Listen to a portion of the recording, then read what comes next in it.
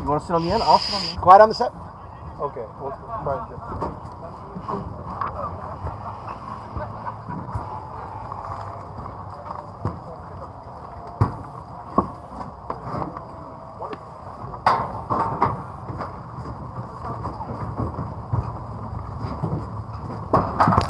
South Florida Broadcast Network is on the air. Welcome everybody to beautiful Miami-Dade College for today's game between Indian River State and your hometown Miami-Dade Sharks. Hello again everybody, I'm Jay Hayback, along with my broadcast partners as usual, Mr. Justin Bresner. Justin, welcome. Thanks, Jay. Looking forward to another great one here today. Don't know much about the Pioneers, but I can see they got quite a slugger on their roster. So I don't know if the wind's going to be able to keep these balls in tonight, Jay. And also, of course, our very special guest, Mr. Steve Hertz. Steve, welcome. Thank you. Always a pleasure to be here. And about the wind, it is coming in. I don't think too many balls will be going out to right. Looks like about 15, 20 miles an hour. Well, don't tell that to Nico Martinez, who in his last two games that we've broadcasted has hit a home run in each game into what we are calling the Nico corner out in left field. But you are correct, Steve. There, I don't even think Barry Bonds is putting anything out into right field today. No, not today. But it might travel a little bit to left. It might jump a little, but there should be a good game. Indian River, through the years, has always been quite a foe against Miami-Dade.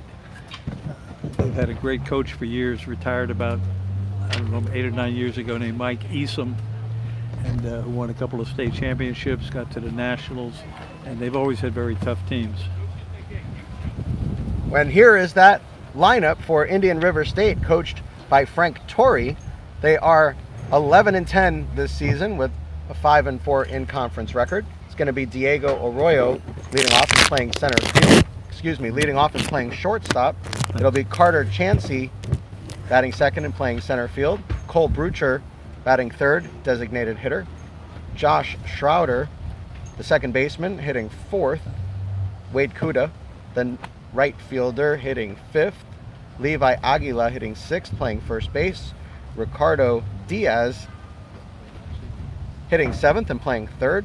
Jackson Muldowney playing left field and hitting eighth, and Jeremy Davis, the catcher, will hit ninth. It'll be Zach Avdet on the mound for Indian River. 30 2/3 innings pitched this season, an 0-4 record, a 7.04 ERA, 21 strikeouts against 21 walks.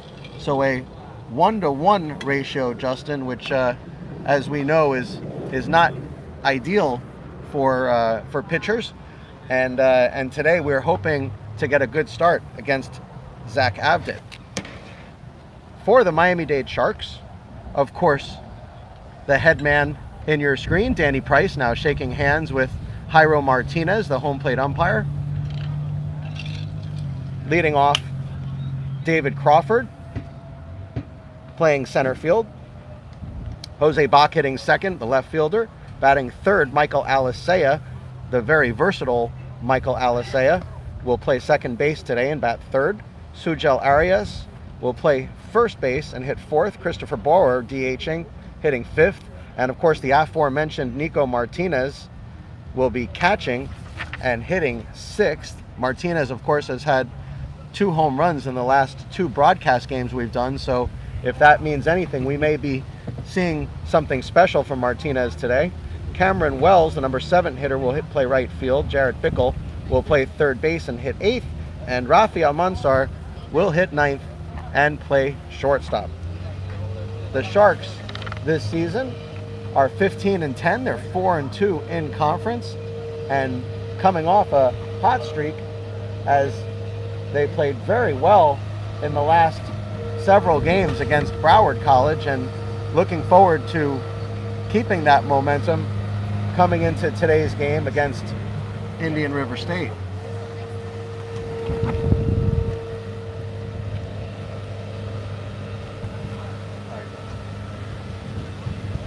So how much of a factor is the wind going to be here today, Jay? I mean, we've done some windy games, but this is the most wind we've seen, Justin. You know, we're accustomed to 10 to 12 miles an hour, but I think it might be gusting at 25 today. Well, they said 10 to 20, but it looks like more than that. You're right. We request your cooperation by supporting the participants and officials in a positive And remember, manner. folks, Profanity, derogatory comments, or other intimidating actions directed at officials, student athletes, coaches, or team representatives will not be tolerated and are grounds for removal from Miami-Dade College. Thank you. we wanted to let the PA man do his job. Remember, Please folks, you stand can and remove use your the hats for text playing line our national anthem. and you can talk to us over text as Candy Long and Linda Price did last game. need help, Coach? Yep, this is a tough one. Okay. We got you. Thanks. Ooh.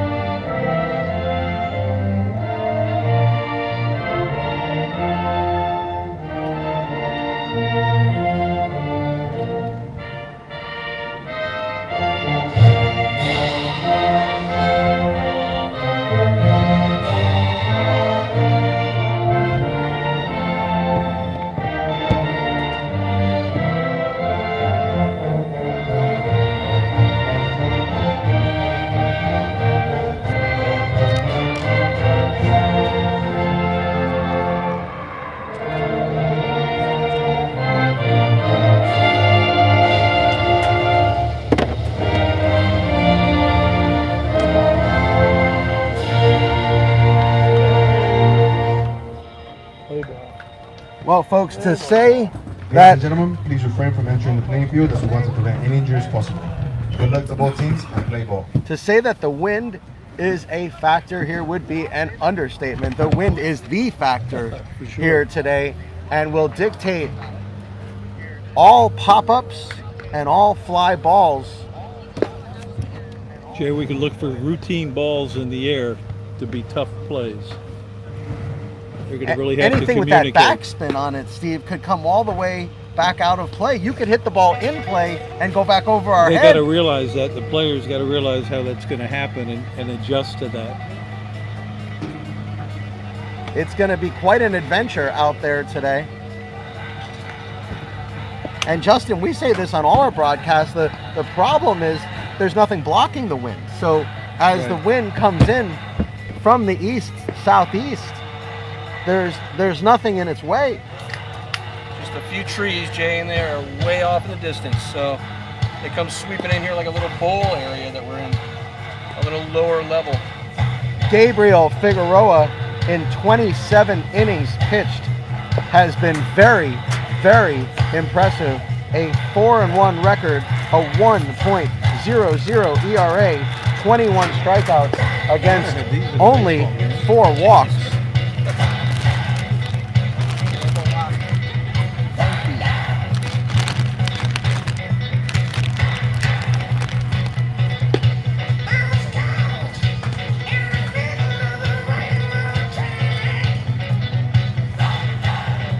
So we are about ready for game time.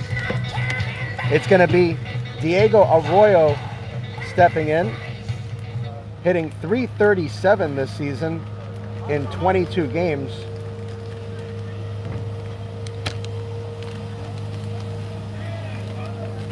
He has 11 RBIs so far this season, which is a pretty high number from the leadoff man. Usually the leadoff man, you don't see quite that many, sporting the pink wristbands today, which are going very well with these royal blue uniforms. And if he's been the leadoff guy all year, that means that 8-9 guy is getting on. First fastball in for a strike from Figueroa, and you can see the location on that fastball. At 89 miles an hour. Another one. Huh? 89. Call it out. We have a spotter here today giving us the velocity on Figueroa, and we'll try to keep you up to date on that as he does throw pretty hard at 89 miles an hour. Justin, we saw Valdez last night in our high school game throwing 89. That we did. He'll be on his way to Florida State. But Figueroa is going to do his damage here for the Sharks. Remember, folks, you can get at us on the text line on YouTube. Just type in your message and we will read it on the air. Keep it clean, folks. Just Nice missed. pitch. Wow. Figueroa's got a great pitcher's body. It's tall and lean, good arm extension. And wiry. It seems like Wiry, all sure. of his parts seem to move in confluence with each other. Pitcher's body. Fouled straight back. We are expecting a very good game today out of Miami-Dade College. We're expecting good offense today as we watched excellent offense from this team against Broward College in our last few games. Very aggressive team has Miami-Dade been.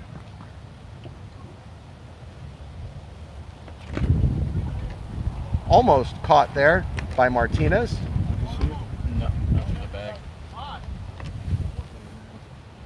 Still 89 miles an hour on the fastball. He's got a good one today. We'll I think see. he's thrown a breaking pitch yet. You might see one right here. We'll see if he can top 90.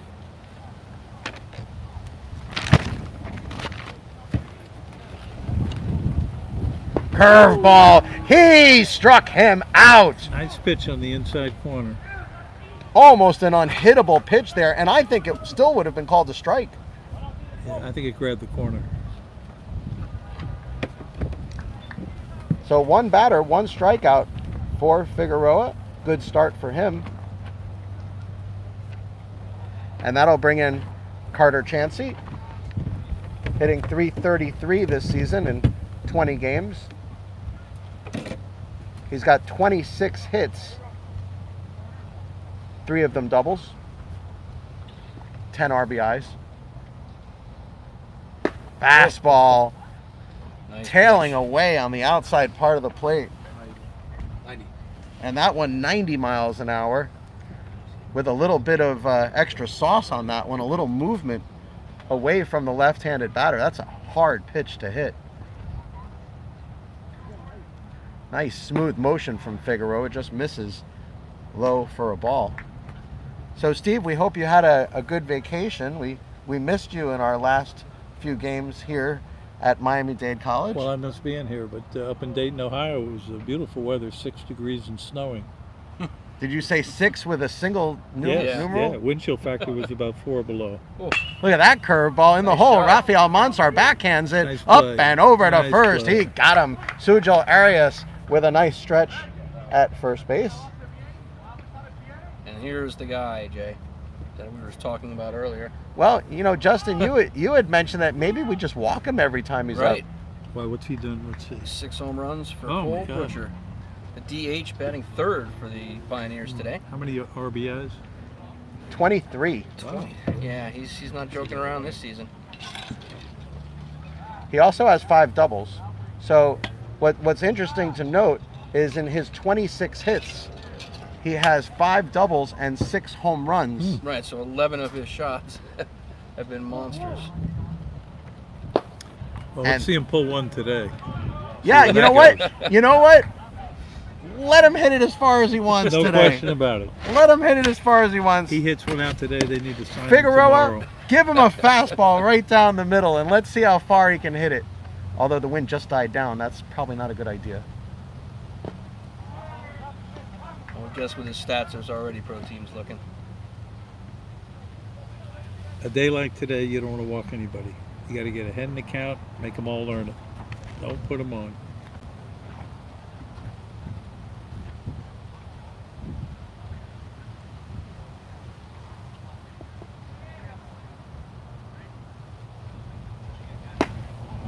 It's high on that one. 3 waste pitches. It's almost What like they he were. started with an Well. 0-2 count.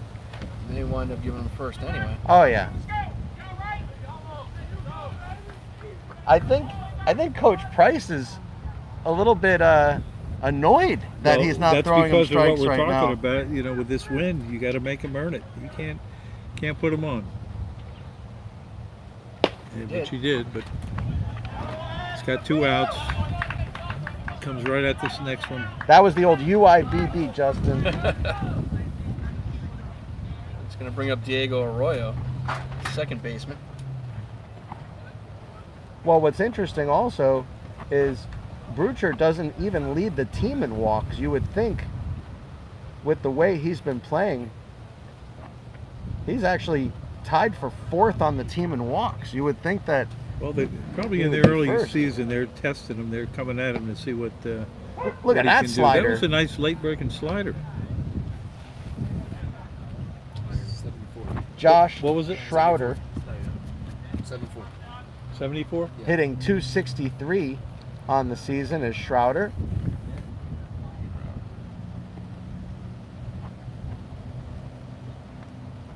Fastball just off the plate and swung through. Threw that right by him. Looked like Schroeder was trying to pull that pitch. I don't think he was late on it too. I don't think it would have gone 10 feet if he had tried to pull it.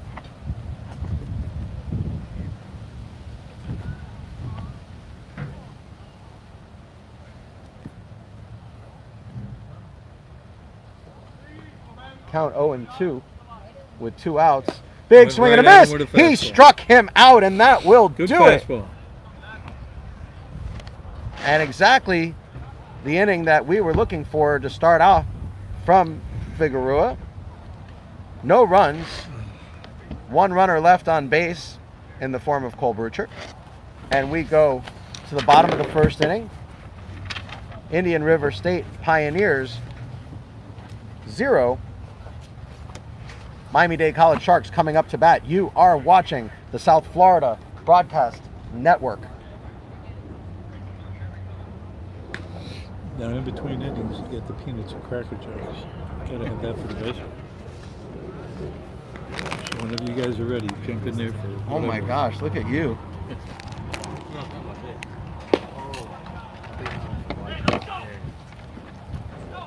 Steve Hertz takes his baseball seriously, folks. Comes to the ballpark with his own peanuts and Cracker Jacks. He literally takes the song at its word. Without question.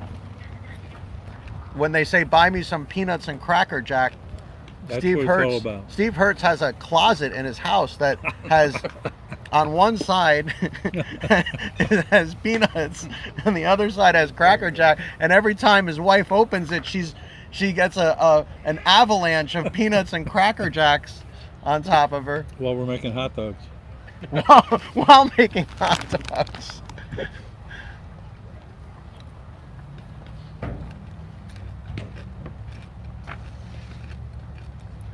So we get our first look now at Zach Avdet.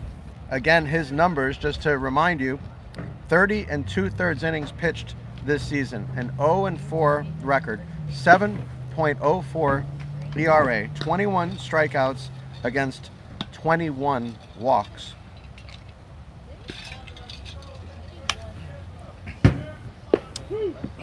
Looking at those stats, Jay, I feel like I want to go get a bat. Me too, Steve. Me too.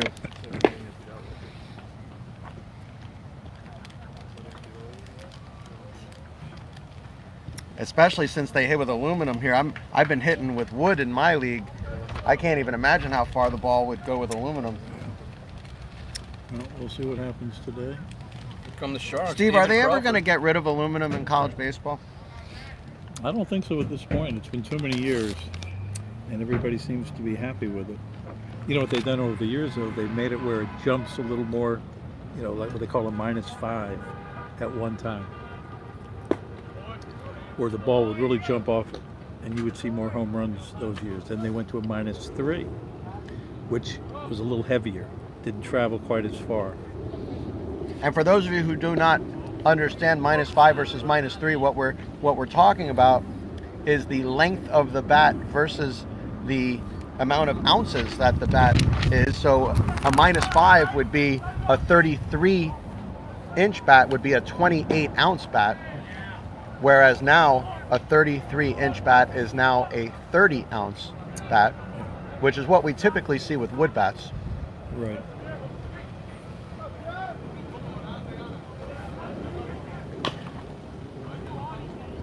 But it basically, Steve, it gave hitters the opportunity to use a 34-inch bat with a bigger barrel, and then have a little bit of a lighter, Right. handle. Right. So you could take that big barrel and try to hit home runs with it with in essence a lighter bat than you would have That's the whole idea. with a You got 33 a light bat, but the ball will carry even further.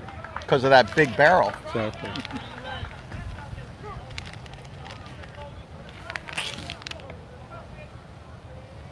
But they also save a lot of money, although they cost a lot. Oh, Ball four. Walker's on first. You got so many wooden bats that break, and the cost of bats have gone up over the years. So you don't break too many aluminum bats. Occasionally you see it, but not too often. Jose Bach stepping up to the plate. But it just doesn't feel like real baseball to me. You know, when you look at what baseball's supposed to be, and you and I have had numerous discussions about the differences of baseball over the years, and it just feels more like baseball with a wood bat in your Without hand. question. Without question. Hit into the ground That's on the gonna be right through. side. That's gonna be a base hit. Staying at second base is Crawford, and Jose Bach hits it right in the hole, right as he's taught. Justin, we were at practice here a couple weeks ago, and we watched these left-handed hitters repeatedly put it in that hole. It's called So- a seeing eye hit. We know Coach Price works on that, and having Bach in that number 2 hole is no mistake, because he knows David Crawford is going to be on base his share of times, and knows that Bach's going to be coming up with runners, with a runner at first base. That he does. And speaking of coming up with runners on, Michael Alisea, who leads the team in doubles, now comes to bat. A very versatile Michael Alisea. We've seen him play numerous positions on the diamond. Way that's a outside, ball. that one gets away. Runners will both advance. You know, it's a good thing that Avdet hustled to home plate, or else I think David Crawford had He might an have had a extra shot. base Yeah. on his mind. But Michael Alisea this season has hit 13 doubles, and that is more than double the amount of doubles that any other Shark has hit this season. And they're not going to bunt here in the early innings. Oh gosh, I don't know that Michael Alisea would be in a bunting position here. I think Coach Price and the staff want him hitting. Good swing. Right on it. And with first base open, I would not be surprised if they pitched around Alisea, although He they went did right give at him him a with that strike. pitch. He went right at him.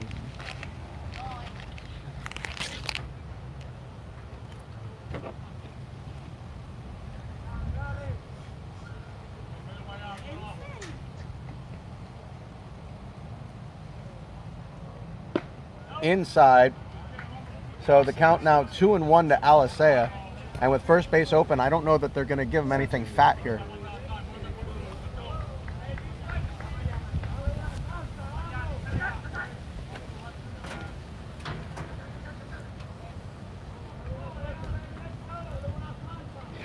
He got a That's a fastball shot, right Jay. down That's the gonna middle. get down. And that's a base hit. It's going to Yeah. score a run. Beautiful shot by Alisea. Yep. And that was a fastball right down the middle. I don't know the speed, but wasn't much movement on it. It was right there to hit. The Sharks jumping out quickly to a 1-0 lead. 2 on and nobody out. That'll bring up Suhel Arias, the first baseman.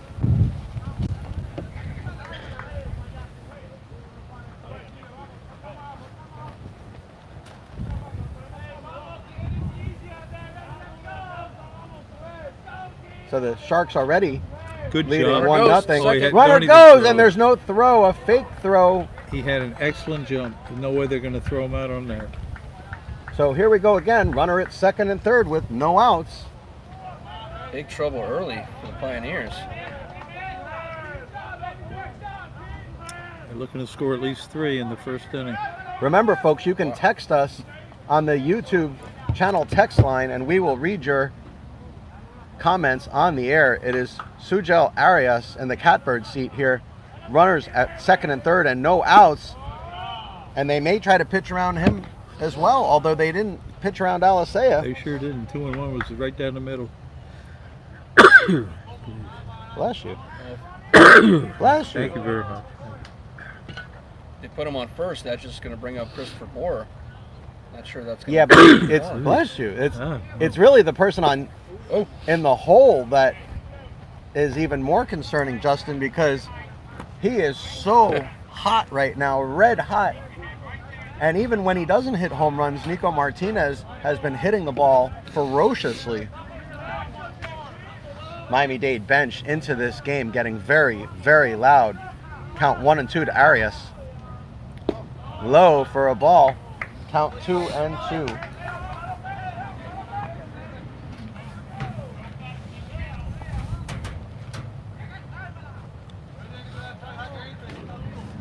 They got to come right at him here. I don't think they want to start dealing with Bower and Martinez. And he pounds into the ground. This is going to score another run. And it gets through for a base hit. Here he comes around third, and on his way home, he's going to be safe at home. Michael Alisea scores the third run of the game. Jose Bach scoring the second run. And Miami-Dade College leads 3-0. That'll go as a hit for Sujel Arias. That is the third hit of the inning and the third run of the inning. It'll be Christopher Bower now coming up. There are still no outs here, folks. Jay, on that ball, it was a two-hopper to shortstop. The shortstop needed to either step back and play it or come even harder to get that short Do you hop. think, Steve, because there were runners at second and third, he felt that need to come forward? Yeah, he did come forward, but he ran into an in-between hop, which is very difficult to field. Not being used to the short field hop. also. I think, Correct. that home field advantage, you look at Rafael Monsar and the way he patrols that shortstop area, I think Rafi would have had an easier time. He would have, no doubt. Now one pounded into the ground, same play. Hopper, play possible. big hop, They got it. and they Nice got the turn. double Nice play that turn. time. Nice turn. So Bower hits into the 6-4-3 double play. It'll be Nico Martinez with no runners on, and that's exactly what Indian River wants to hear right now.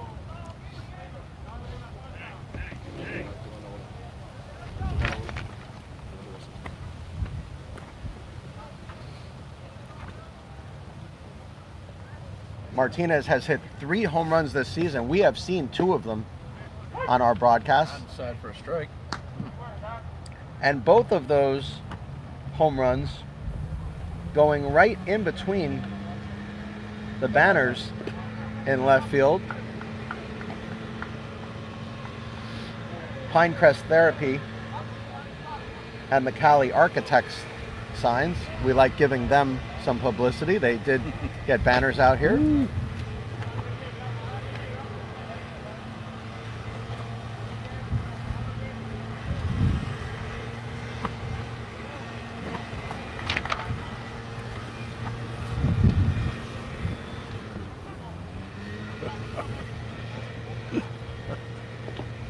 That one's low in the dirt. For some reason, there is someone with a leaf blower at the field.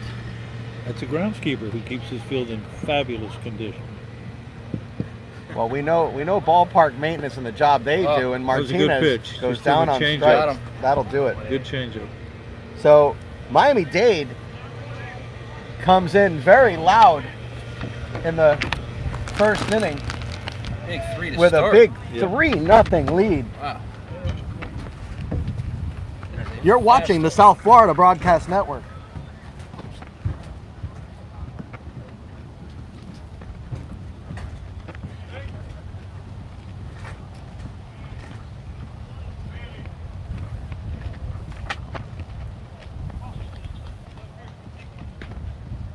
You talking to me, Hyro, or Billy?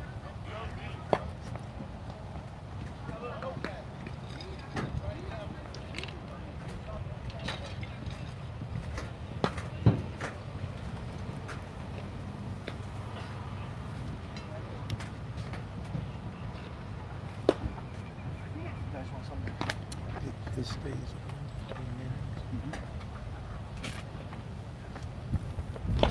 Steve?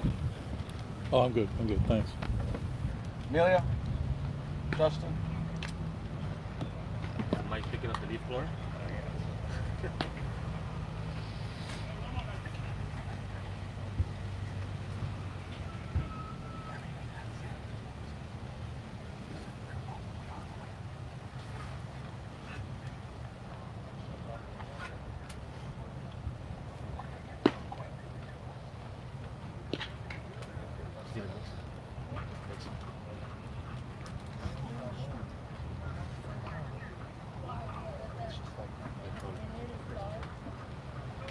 So Wade Kuda, the right fielder, going to lead off for the Pioneers here in the top of the second.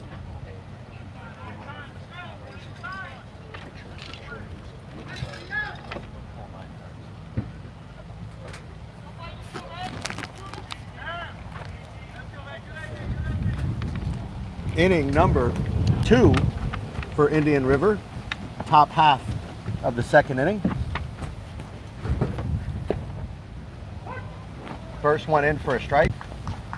Guys, one thing you're going to find, and I know this very well, is Jairo Martinez has an excellent strike zone. Jairo has done many of my games and is one of our absolute favorite umpires. He does many of our playoff games as well for AUBL Miami. Fouled off.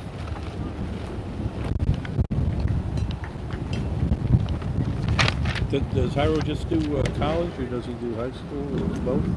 I've seen Jairo do high school as well. But he does my league, AUBL Miami, my semi-pro league. And he grades out as one of our top umpires. But you know, there's more to grading out as an umpire than just calling balls and strikes or, you know, making the right call. Really, for us in AUBL Miami, what grades you out higher is your ability to deal with egos, your ability to talk with people, No and question about it. and you know, keep players at bay. Fastball on the inside corner. Great He pitch. struck him out. It was a beautiful pitch, and it froze Wade Kuda. Third strikeout of the game so far for Figueroa. We had a couple of raindrops earlier, but the weather has not interrupted this game so far. Passing showers.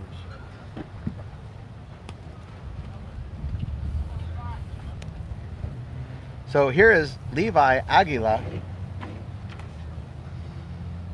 hitting .378 this season, and look at that pitch. Yes, he did. Aguila had no chance. Tried to pull it back, but there was no possibility.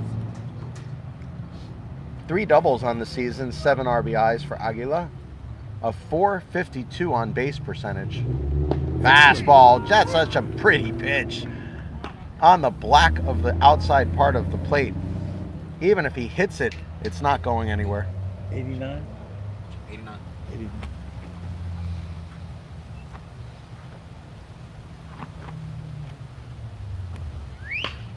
Wow. Hit hard Oh. at the Miami-Dade bench foul.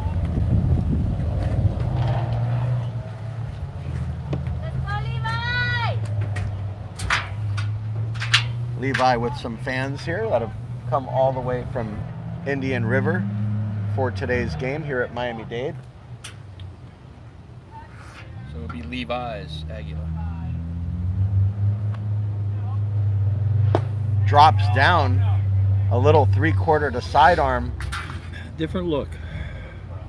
When you throw that off-speed pitch from a different arm slot, Steve, it can go any which way, can it? It can, sure.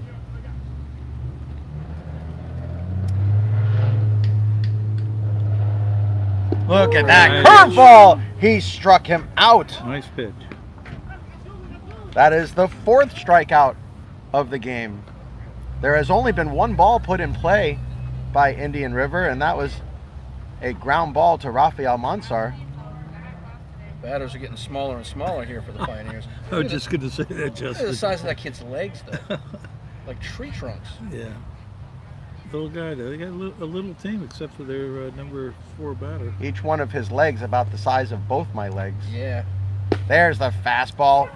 Right on the corner. I'll tell you, he has been able to locate and pinpoint that pitch on the outside part of the plate, and it's almost unhittable. You Right. have to literally almost be standing on home plate to hit that. That's right. And he's come inside to be effective occasionally. Ooh, missed the one outside. It's like he lost his mechanics a little on that one. Sure, he'd love to sit him down 1, 2, 3 right here, Jay. Our viewership starting to pick up on our YouTube channel. We are in the top of the second inning. Miami-Dade College leading 3-0. That one hit hard to Well, left you know field, what? It was but Left field. right at him, Right and at he him, will make the right. catch. So Yeah, he got Jose away with Bach. a non-moving fastball down the middle. So Jose Bach makes the play, and Indian River goes down 1-2-3. Again, we go to the bottom of the second inning. Miami-Dade College leading 3-0. It will be Cameron Wells, Jared Bickle, and Rafael Monsar coming up for the Sharks. You need to get rid of some of these. Okay. I can help with that.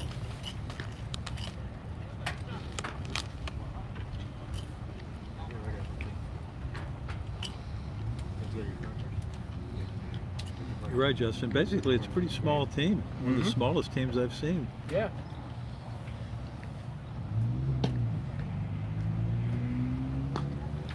It has been all Miami-Dade so far here in today's game. The Sharks in the first inning, David Crawford led things off with a walk. It was Jose Bach with a seeing eye single in between first base and second base to move Crawford over to second. It was Michael Alisea that then brought both runs home after a wild pitch. Michael Alisea then scored on the base hit by Sujal Arias, and that's where we sit right now. Miami-Dade leading Indian River 3-0.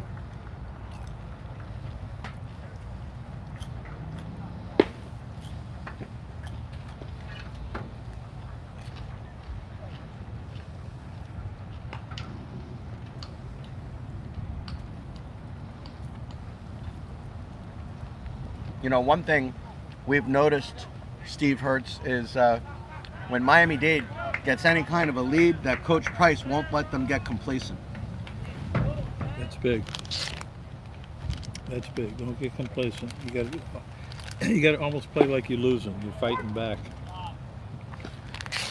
First pitch strike. Well, that worst case scenario is Okay. 0-0-0.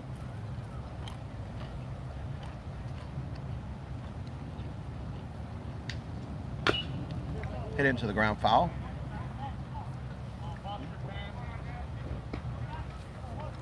Cameron Wells this season hitting .232 with 1 home run, 6 RBIs. Oh, Big swing got at him. that curveball. He struck him out. That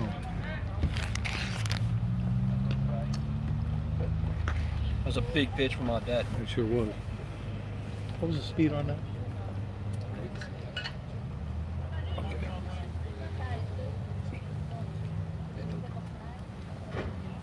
So here's Jared Bickle, third baseman.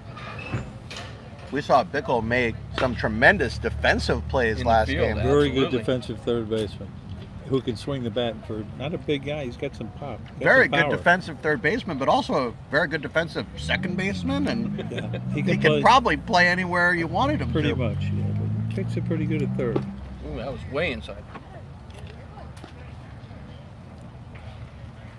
He's a transfer from San Jacinto Community College in Texas.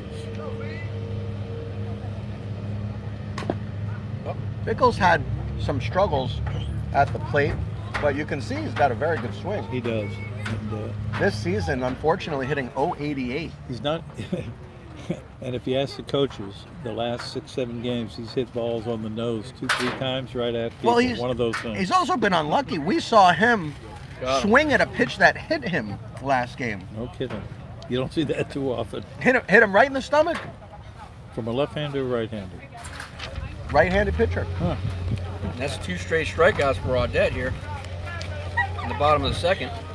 But like we said, even though Bickle is only hitting 088 for the season, that average is actually going to go down after that at bat. His fielding more than makes up for it. Yes. And on this Miami-Dade team, his fielding's been critical. Chopper to short. He's going to be safe easily. Even if he makes that play, No, he's not throwing them out. Rafi would be safe at first. Yeah, So he would've Rafael been. He would've Monsar with a hit to left field. Yep. And he will be on the move, folks. I think Make he's no going to be mistake. running within the first 2 Make pitches. no mistake. Unless Crawford swings at the first pitch. Don't swing. Give him a chance to get to the second. Let him get over there.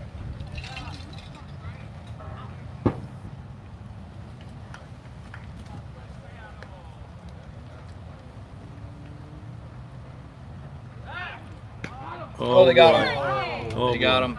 Base running. Think he might have Mistake been there. going. Guys, He was on his way. I gotta say, I think it was my fault. I'm You just think you saying. jinxed it? No, I said agree. it out loud, and there's no way that somebody didn't hear me. He was going. He was going no matter what. So Almanzar gets picked off, and that will do it for Miami-Dade. No runs in the inning. We go to the top of the third inning. Miami-Dade leading Indian State Pioneers 3-0. It is Gabriel Figueroa dominating the Pioneers so far. 4 strikeouts, 1 walk, Jay. He has been a lot of fun to watch. But if you look at Figueroa's numbers, essentially that's the way he's pitched all season. He has 4 wins and 1 loss, 4 strikeouts, 1 walk. He has 21 strikeouts against 4 walks for the season, which is a 5-to-1 ratio. So that's basically who he is. That's why he's the number one guy? Not a mistake.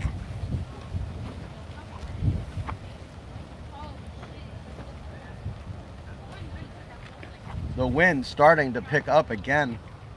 And what a wind we have here today. This is the left fielder, Jackson Muldowney. Stepping to the plate for the Pioneers.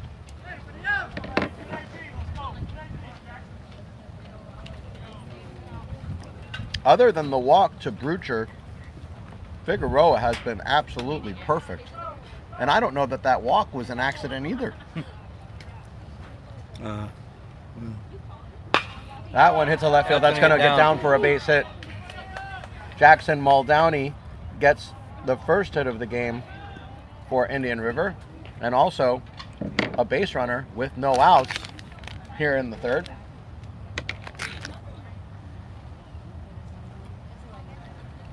Again, Coach Price for Miami-Dade wants to guard against any type of a letdown after putting 3 runs on the board. And here's the number 9 hitter, Jay, for the Pioneers. Is Jeremy Davis, the catcher. We see some crazy things out of the number 9 hitters. Nice pitch. Nice breaking ball. That will be called a strike all day because Jairo Martinez is a very consistent umpire. There's Candy Long.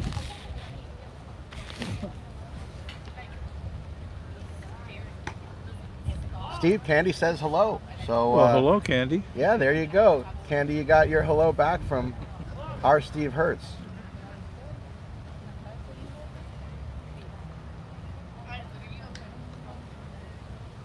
And Candy, we did not get your other chat, so feel free to send us the chat in 2 parts if it was too long. Nice Big pitch. swing. Making him look like he's not handling the bat as he normally does. And he's on top of the batter so quickly in these at-bats.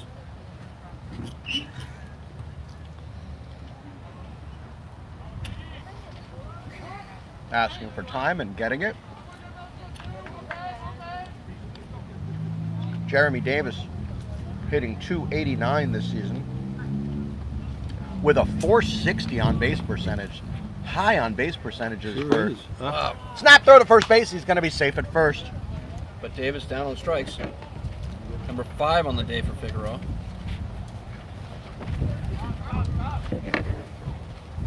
So that'll bring us to the top of the lineup. Diego Arroyo coming to hit. Again, Arroyo hitting .337 this season with a .429 on base percentage.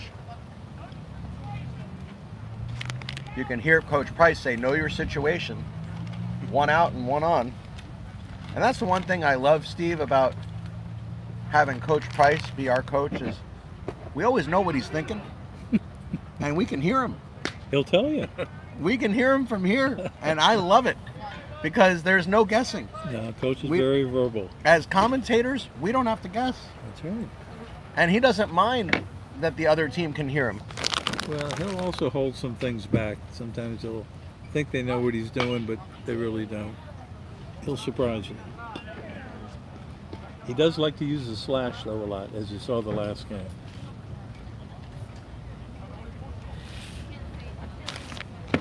Well, in our high school game last night on HSBN Live, we saw the rare suicide squeeze to end the game. A perfect suicide squeeze MacArthur High. from a Extra bench innings. player. From a player who had only been there for his second at-bat of the game in extra innings. Well, if it's done right, it's hard to stop a suicide. Look at that squeeze. curveball, Nice just late froze breaking him. ball, yeah.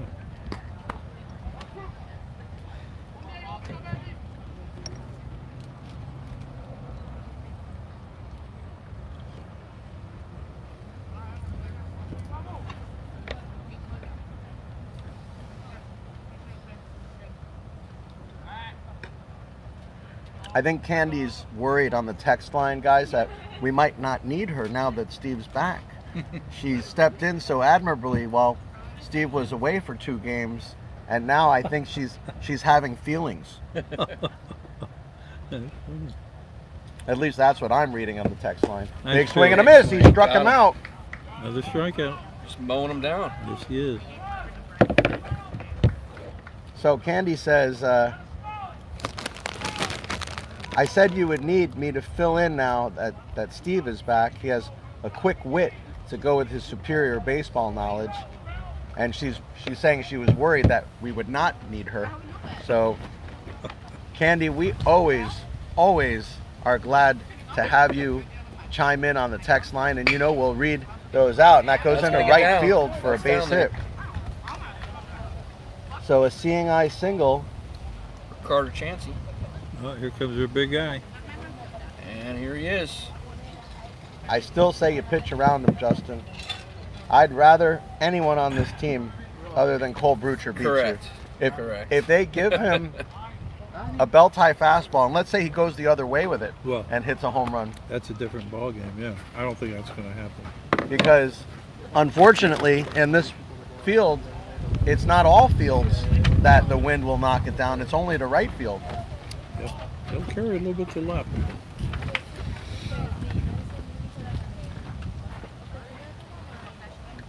Left that one outside. He has not thrown one pitch that Brucher could swing at. No. I He can't threw blame him. 4 straight balls in the first at bat, and now just threw the 5th straight ball to Brucher.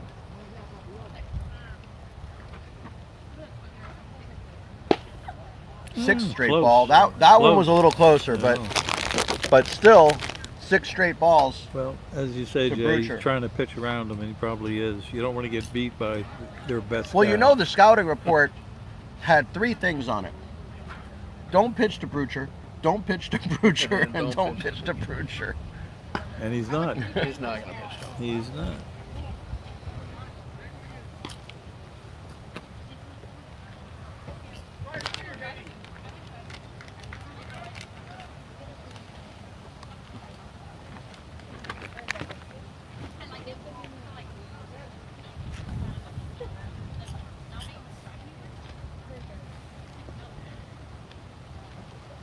No way they give him a strike here, do they? I wouldn't think. Not Throw after- to first. Ooh, that could have been a disaster. Yeah, that could have been a disaster there.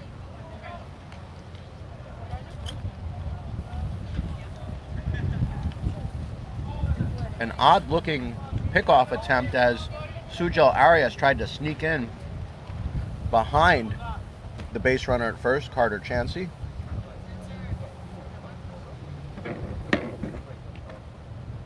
Jackson Muldowney at second base. There's a fastball, and, Well, he sure and threw him a 3-1 right down the Brucher middle. was shocked. He looked back as if to say, where has that been? The first in 8 pitches that he's seen. Now, will he come back again or give him a bad pitch? I think he'll give him a bad pitch and I try to would get him to too. swing. I would too.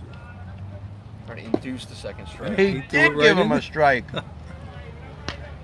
I think Brucher's confused now. Well, You got to think that Brucher was expecting to be walked after those the first only 3 thing now pitches. about a 3-2, you got the runners going. If he does happen to hit one, that guy's second's going to score easily.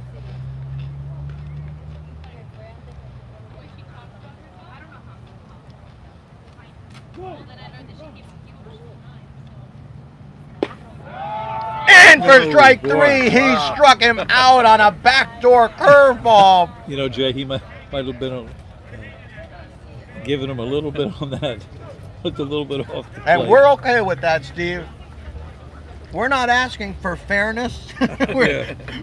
we're asking for a Miami-Dade win. Well, that's what we're going for. And When we do our high school games, save the fairness for our high school games we'll because do. because we don't have a rooting interest in our high school games. But by golly, We have a rooting we interest don't here. care. Miami-Dade comes first for us here. I agree with you. If I was called out on that pitch, though, I'd still be in the batter's box. Or you'd be behind the dugout One or the other. after Jairo ran you. Oh, boy. Because even though Jairo is a great umpire, he won't take any guff from anybody.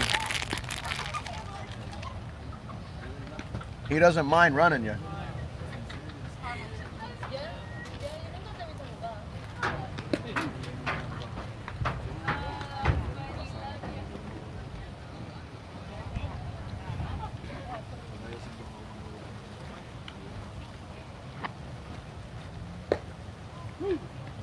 So, we go to the bottom of the 3rd inning. Miami-Dade College continuing to lead Indian River 3-0.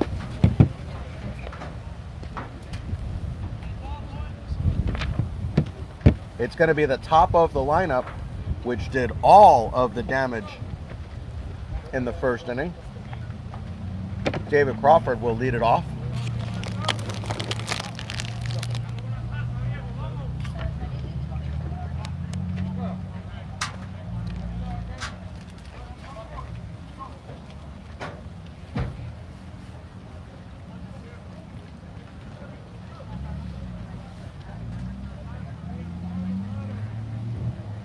Hit up the middle. That's Nice going to be hit. a base hit. Nice One hit pitch, from one Crawford. hit for David Crawford. Been on base twice now. Jose Bach, if he holds to form, will hit one in between the first baseman and the second baseman for Indian River.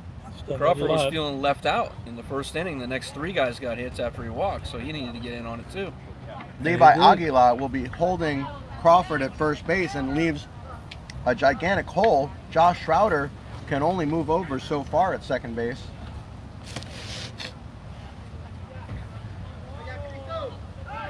Snap throw to first base. Back in time is Crawford.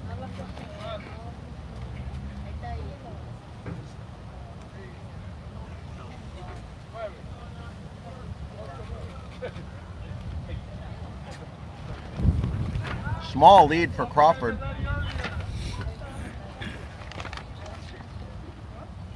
Chased him back.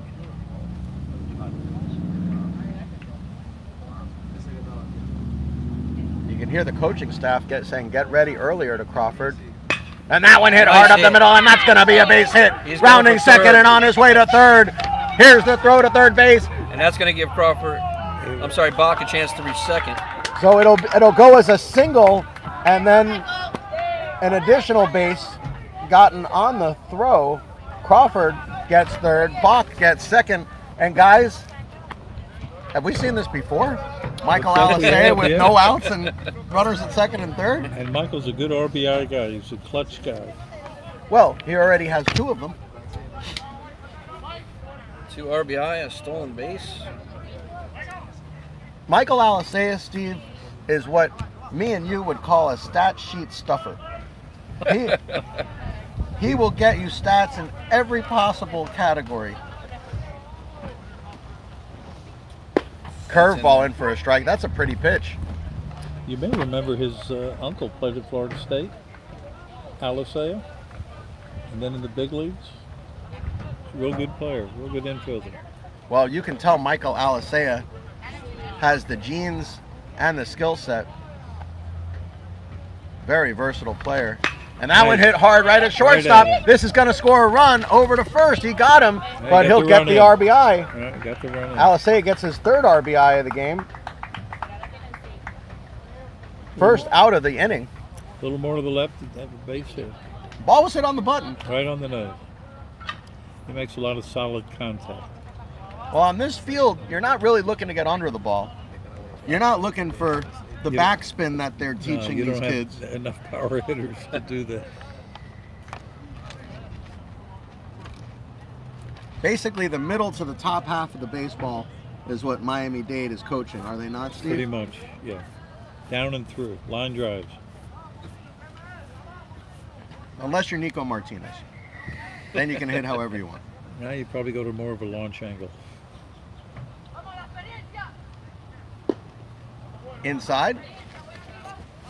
So here's Sujel Arias, who also had an RBI hit in the first inning.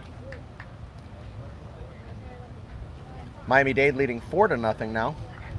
Only 1 out here in the 3rd. Still a runner at second base is Jose Bach.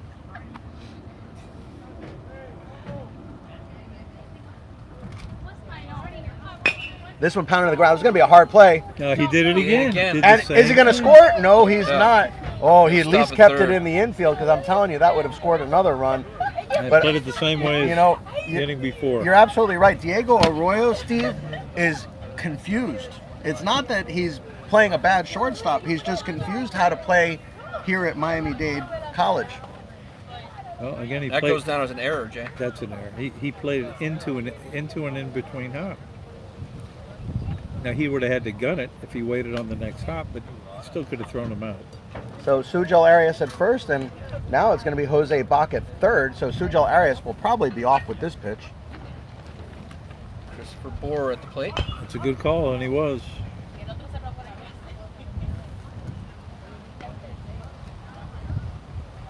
I share a wavelength with Coach Danny Price sometimes. Once in a while, we share a mind wavelength. Which one?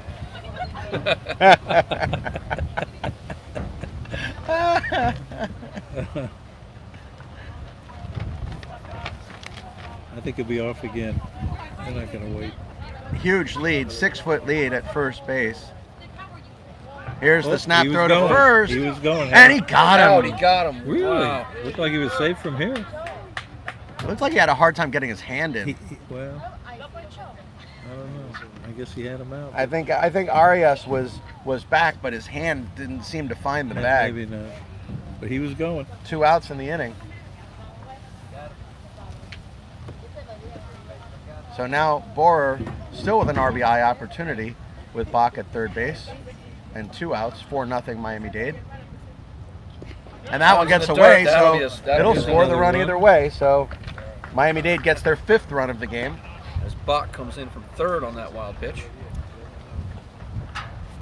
The way they're going, guys, it could be a 10-run roll. They keep playing like this. It is Well, Justin, possible. We've been here for one of those. I got to say, guys, Jeremy Davis had no chance of blocking that. No way of No, getting his that's a- body in It's a front of real it. wild pitch. So Borer now, with no runners on, will try to start a new rally for Miami-Dade. 1-2 the count.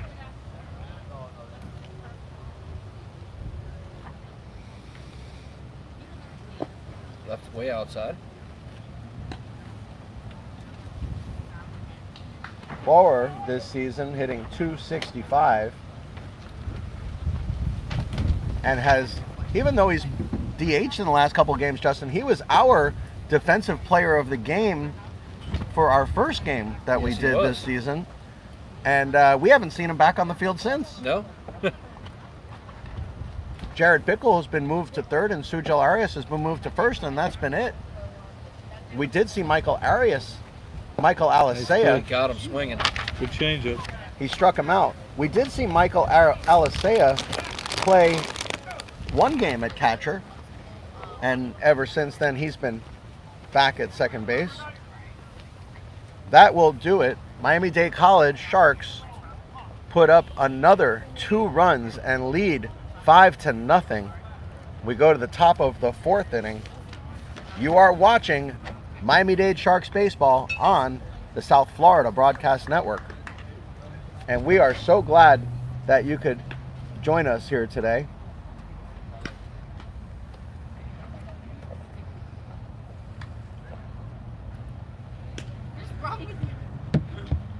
Yeah, Candy's on the text line saying whatever we're munching on sounds yummy, and Candy, that's Steve Hertz's fault because he brought us baseball food that we just cannot resist, which is Cracker Jacks and peanuts. Or I probably said it backwards. It's peanuts and Cracker Jack. That's right. We don't care if we ever get back. Because No hot dogs, though. I may have made the mistake one time of saying to Steve Hertz, buy me some peanut and Cracker Jack. He took me seriously. He took me literally at my word. So here we sit munching on peanuts and Cracker Jack.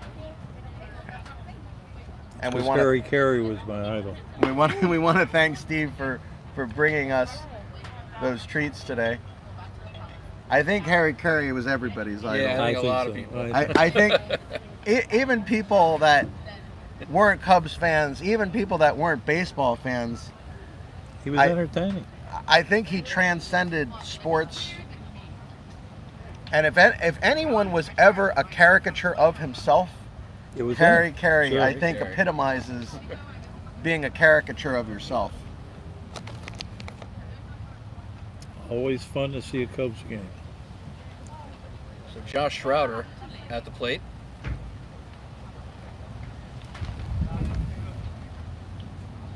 I'll never forget Will Farrell's imitation of Harry Carey, one of the best imitations. Popped up. Popped up. It's playable or That's not? way out of play. No, not playable. The wind has picked up and slowed down and picked up and slowed down. We can't really get a beat on the wind right now. Gusts of wind, but Either way, we are grateful that the wind is not 30 miles an hour right now because, Be freezing. folks, we are, well, that too, but we are out in the elements here, folks. We do not have a press box. Our microphones, our papers, our stat sheets, everything is out in the wind here, and that one popped up out of play. So when a gust of wind comes up, we could lose everything, including far, our so good. including our canopy. Yeah, Candy seems to think that everything is your fault, Steve. So that's going to be between you guys. You're going to have to work that out. I'm not going to fight. I don't fight with women. I think Candy's having feelings again. You know, we Could talked be. about Candy's feelings before, that she might have had some feelings about not being needed so much anymore. Well, again, we're not going to fight. Women are undefeated since the beginning of time. Did he go? Yes, he did. He struck him out. And you can hear Coach Price say, tag him. So that is the first out of the inning. Josh Schroeder has struck out twice today.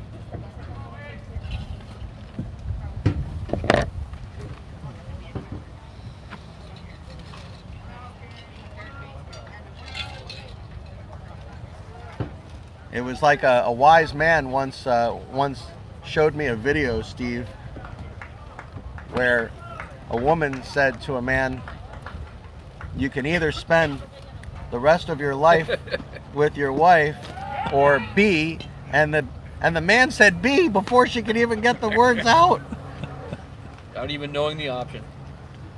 Whatever it was, it could have been being up to his eyeballs in feces for the rest of his life, and he still would have taken B. Oh, And a there's not bunt. Nope.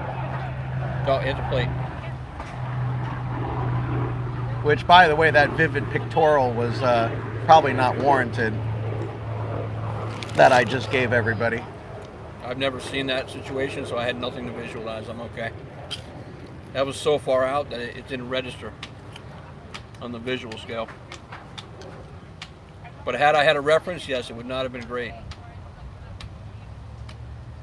The Outside with that one. the great Dom Herrera, I got that from.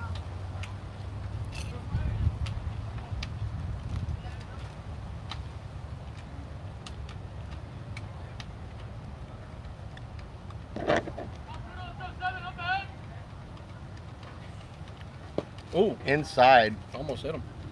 count even now, 2-2.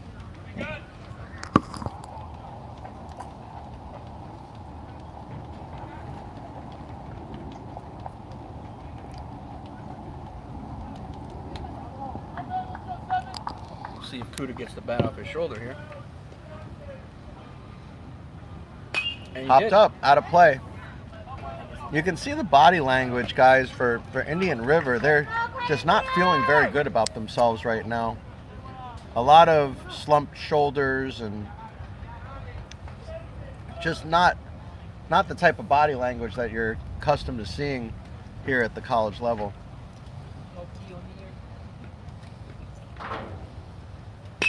Popped up. Again, the wind's The keeping that one speed in. of Miami-Dade outfielders, and of course the center fielder Crawford gets there easily.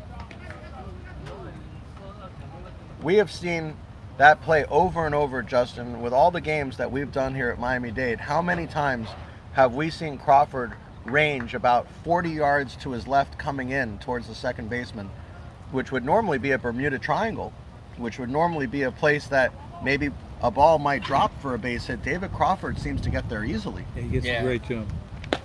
I think he can call any He ball does out there get a he wants. great jump, Steve, but I think more importantly, he's just a very fast human being. Well, put those two together, he's going to get to the ball. Well, it's like we always say, Coach Price is looking for 3 center fielders. He has no Without a interest doubt. in a left fielder and a right fielder. Without a doubt. Oh, Right at back us. at our camera, and you can see it shake just a bit there. Levi's Aguila looking to get something started here for the Pioneers. As they are losing 5-0 here in the top of the 4th.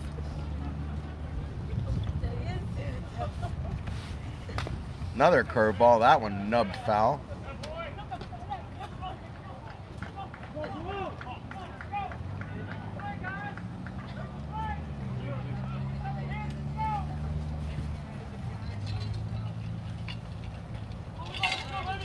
We hope beyond Candy Long that Just miss high with that one. that Linda Price is listening and watching as well.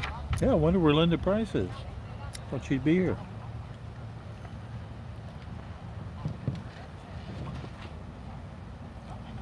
Megan Bickle saying that Steve is a very smart man. I guess that was in reference to not fighting with women. Look at that Oh, he hit him. curveball, and I'll tell you, guys, if that doesn't hit him, that may have come back for a strike. That was moving quickly towards home plate, but it will result in a hit batter.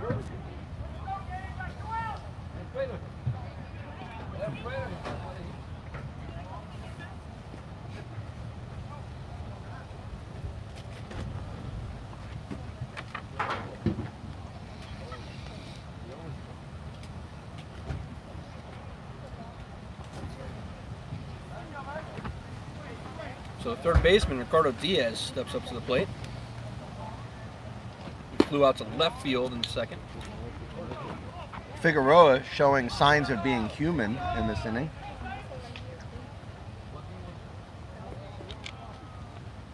He has been absolutely unhittable up to this point.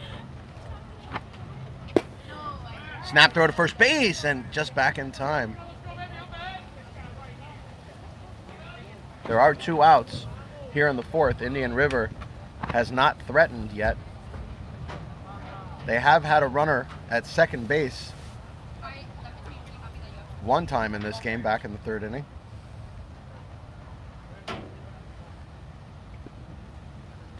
Big lead over at first base for Aguila. And popped up. It's going to be Michael Alisea drifting under it, and he makes the catch. That will do it. The wind blew it right back to Alisea. No runs again. The 4th 0 of the game put up by Gabriel Figueroa. We go to the bottom of the 4th. Miami-Dade leading Indian River 5-0. You are watching Miami-Dade College Sharks baseball on the South Florida Broadcast Network. You know who he's talking about? Maneri started baseball in 1961. Coached at Dade North 30 years. 92. Good.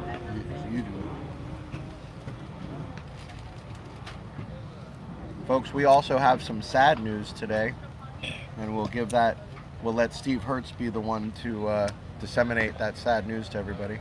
You know, Miami-Dade College baseball was started in 1961 at Miami-Dade North, the only junior college at the time.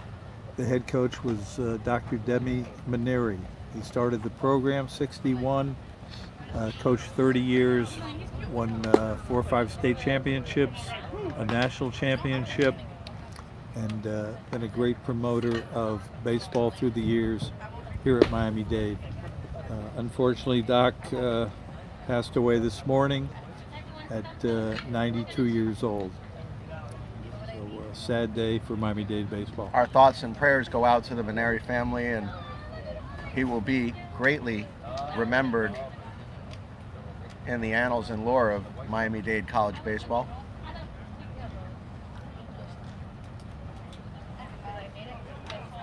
Doc Maneri passes at age 92. I'll take 92, Jay. How about you? And there's that swing from Martinez. And the answer is yes, Justin. I don't think either of us are getting there. If we could right now say yes, we could make it to 92, I think both of us would take it. And be healthy and alert. Although my father-in-law, who might be watching, Rene Machado, has made mention that he wants to live to 114. And why is that? His Why lucky that number? Why that number? And there's that swing That's a hit. again! That's down. And that is a fair ball. It'll be a base hit around first, and on his way to second is Nico Martinez. He goes to third. And on his way to Right down. third, and he'll stop right Stop there. it. Whoa, he had thoughts. He had thoughts of going to third. Nico Martinez has been on fire and leads off the 4th inning with a double. And you can see that sweet swing of Nico Martinez that has resulted in 2 home runs in 2 games played on our broadcasts. For some reason, he did not play in the other. The only reason he didn't play in the third game was the only reason he hasn't had another home run, because he didn't play. He is a terror at the plate. And that was the game we saw Michael Alisea behind the plate. And Michael's a good catcher. He was. No, Michael did a fabulous job behind the plate. Here's Cameron Wells, his second at bat of the But day. you can see, everybody can see that Nico Martinez needs to be in that batting lineup. Cameron Wells fouls that one straight back. Martinez just has one of those swings that the ball explodes off of his bat. Got a quick bat.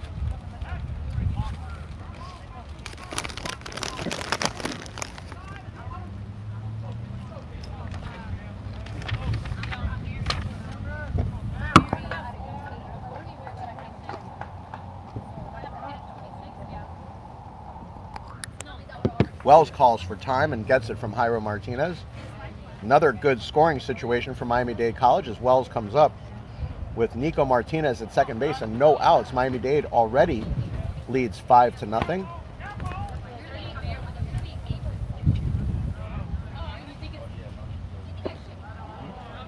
Nowhere near the strike zone there. And just to reset for everybody, we are in the bottom of the 4th inning. I'm Jay Hayback, along with my broadcast partner Justin Bresner, and of course the legend in Miami-Dade lore, Mr. Steve Hertz, with us as well. Very glad to have Steve Hertz with us.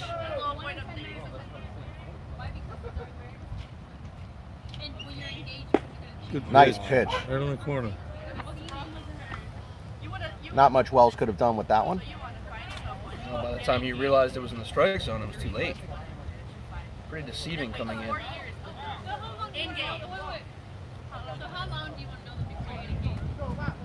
I think with 2 strikes, he would have swung at that one. Outside. Outside.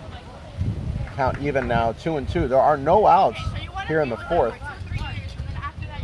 Nico Martinez smashed a double down the left field line to start the inning.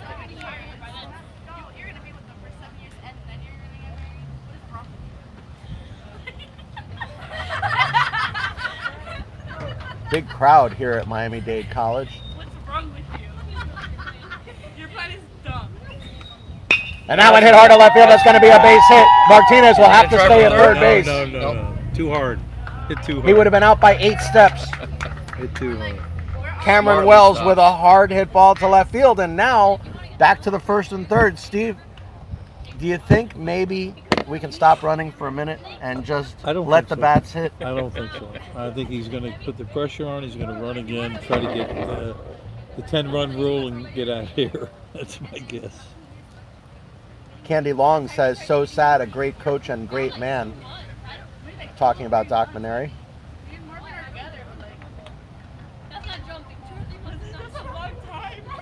And folks, we encourage everybody to use our text line on YouTube. Big swing and a miss for Jared Bickle. Just type in your comments and we will use them on the air. Like we do with Candy Long and also with Linda Price and the Price family and with many others out there. Candy Long, one of our regulars on the text line. Snap throw to first base, back in time as well.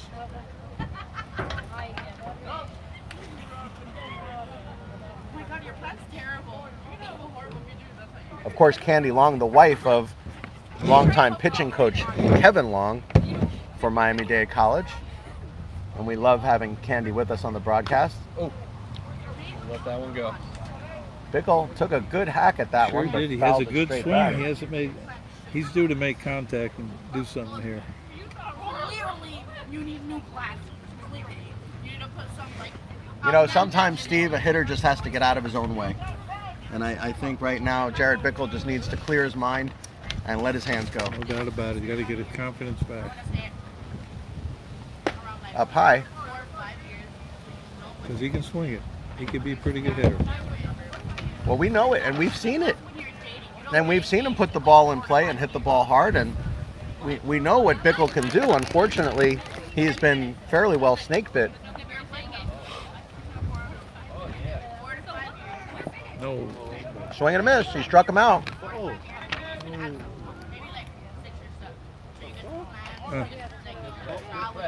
That was horrible. Yeah. So Looked like a strikeout pretty- and a throw out. Yeah, So looked like a strike him pretty out, good throw him out, changeup. double play. Pretty good changeup, that last pitch. A delayed steal. Right now. So Bickle, with his 2nd strikeout of the day. There's a little baseball team right now. There's Rafi Almanzar. See if he can advance Nico to third base. A good 2-out hit right here. Just outside with that one.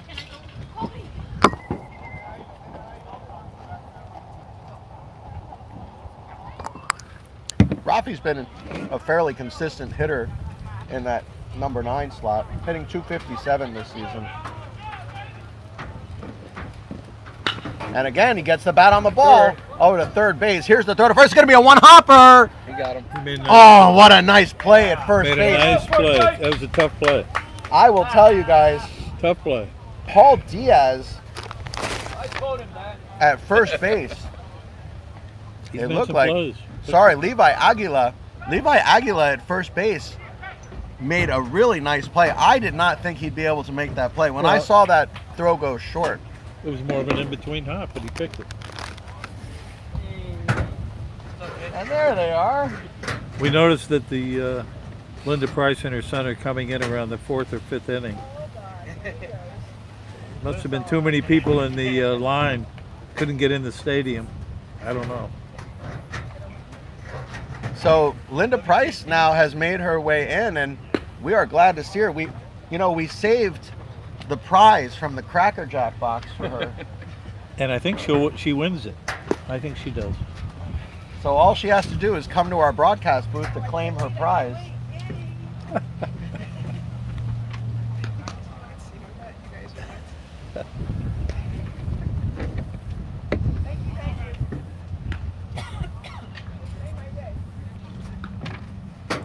So the big winner, Linda Price, and we are glad to see her here. It's just not the same without her here.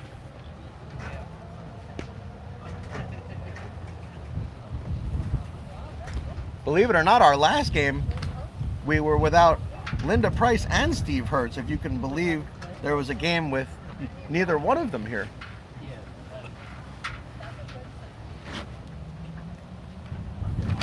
So here we go, folks. We are in the top of the 5th inning.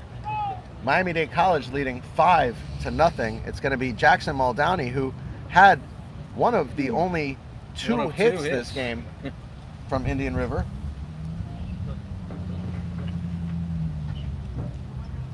Figueroa has been on cruise control, guys. He's been pitching very well. Good control. Big swing. Better?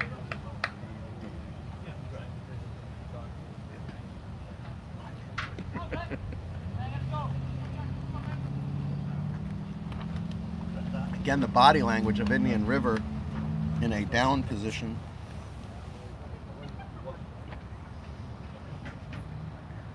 Figueroa leaves that one inside. Yeah, still only 2 hits on the day for the Pioneers. They've been shut down by Figueroa. Sure have. Well, the question becomes, Steve, at what point do they save Figueroa's arm for his next start? With 5 runs on the board. Well, they're going to win this game. Hit hard, but right at Pickle. Pickle, a vacuum cleaner at third base, makes the play easily. We love watching Bickle at third.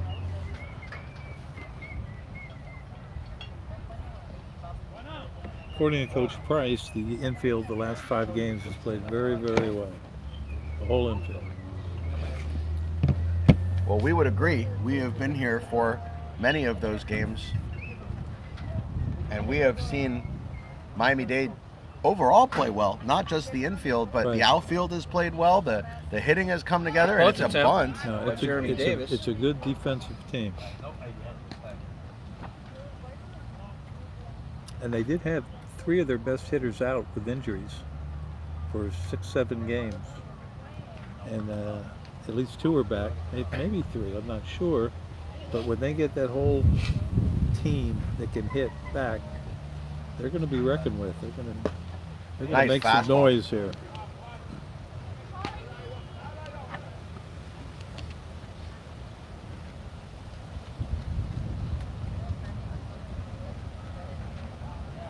Davis down with the 0-2 count here. Figueroa once again on top of the hitters. That's a shot to third. That's going to get down for a hit. Just past the outstretched glove. Interesting running style there. Jeremy Davis running with his right hand out. A very interesting running style. And he will take 2 bases with a 1-out double.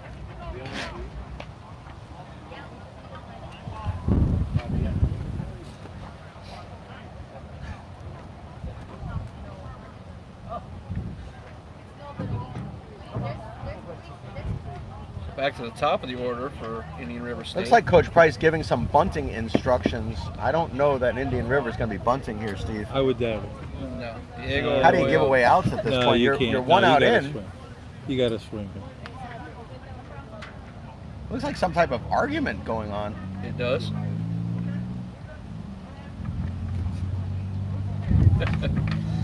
Whatever it is, it was settled Steve, pretty quickly. Do you speak umpire and coach? I don't know about that. I have spoken to a few umpires. Well, it looks like a language was spoken there that none of us understood, so I figured I'd ask you, because maybe you spoke the the umpire coach language. Sometimes you have to do secret code. Fastball in for a strike.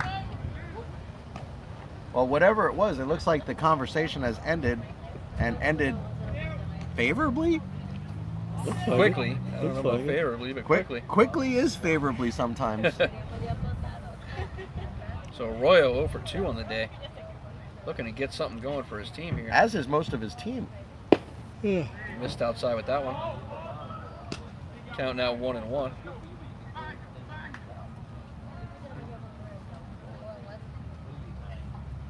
Yeah, Figueroa with 8 strikeouts already today, Jay. Well, and it's not even just the strikeouts, although the strikeouts have been a big part of the story, but it's also the Wow. All Right right, at Bickle. get it look to at him. Bickle. Nice. Well, he grab had him by in second. Bickle. If he threw quickly, You he know had what? him out. I think he didn't have a grip on the He baseball, didn't. That's Steve. why he didn't throw. You're right. And he he didn't did. want to throw it into right field. That's right. If you don't get a grip, don't throw it. So it'll go as an L5 in the scorebook. Ball was smoked right at Bickle. Diego Arroyo got a hold of that one, but Jared Bickle had him played absolutely perfectly. Carter now there's- Chansey with only 1 of 3 hits. And now there's 2 outs. Yep. So Miami-Dade once again looking to get out of the inning and keep this shutout intact for Figueroa. Steve, how many innings is Figueroa going to go today? It's hard for me to tell. I don't know what Coach Barnes is thinking as far as getting him ready for the next start, but I think Miami-Dade's going to win this game and maybe one more inning. Big I could have hunched swing. one more inning.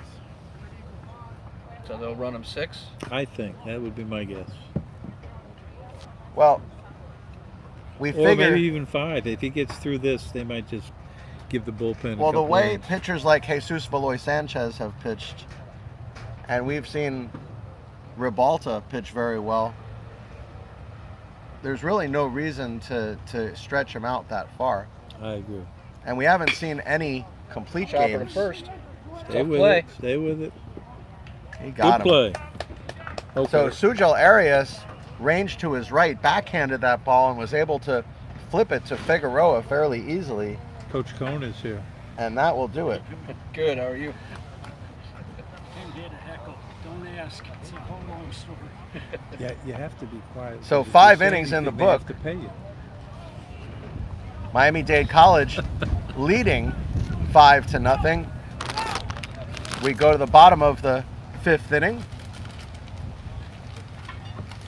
You're watching Miami-Dade College Sharks baseball on the South Florida Broadcast Network. And we have had a good time here today. Myself, Jay Hayback, along with Justin Bresner and Steve Hertz. As we always have a good time hanging out, watching a good ball game and talking baseball Talking baseball. with the legend Steve Hertz. Tell my wife that. Anytime I can sneak that expression, the legend, in, I will always do it. Some people will refer to Steve Hertz as the mayor, the governor. Not at home. You know, I have to tell you, Steve, not one meeting do I have in the baseball community where your name does not come up. Every meeting I ever have with anybody in the baseball community, somehow your name comes up. Can you explain that? I don't know what I did wrong. I think it's what you did right. is why it keeps I popping think up. Steve's being a little or a lot humble right now. But folks, it's unbelievable. It's uncanny how many people know Steve Hertz and have been touched by Steve Hertz in one way, shape, or form in the baseball I world. need to come here every day and listen to this. I'm hoping if I lay it on thick enough, he'll come back for another broadcast with us. You're doing real good. So back to the top of the order with David Crawford. Walked and got a single so far today.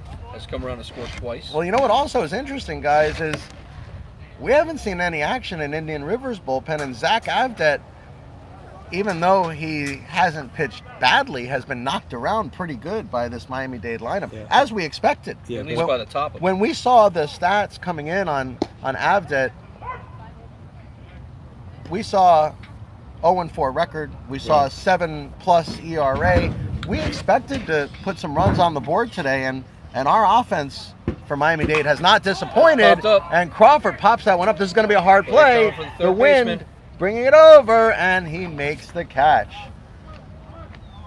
So Ricardo Diaz drifts over to his right. The wind actually died a little bit there.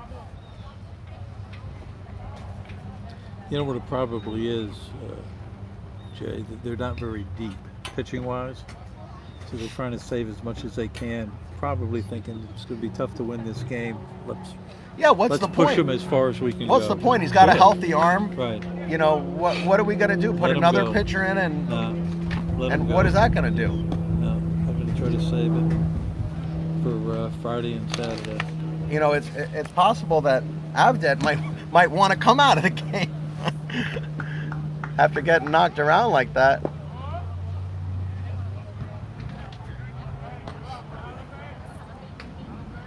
Most pitchers want the baseball, but Avdet has been hit around pretty good by this Miami-Dade team today. 5 runs in 4 innings so far. That one hit on the ground. It'll be squibbed to first base. It'll go 3 unassisted for the second out of the inning. Jose Bach goes down. And it'll be Michael Alisea now trying to get something going here for the Sharks.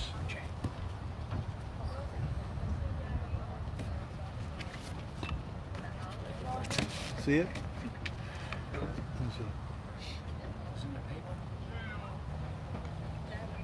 I just got it from Frankfurt. He passed away this morning. Maneri.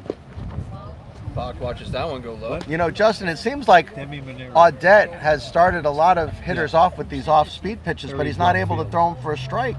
So it really doesn't matter if you can't get that first one over. Popped up and out.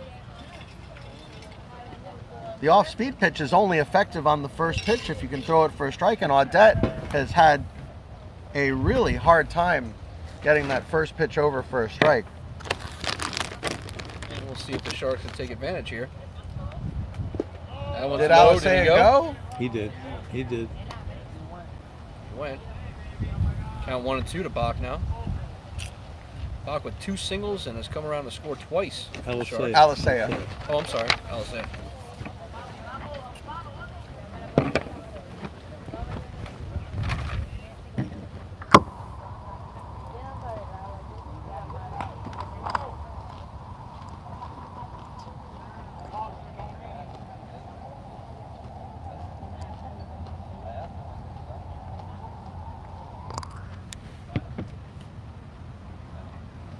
Alisea is 1 for Oh! 2.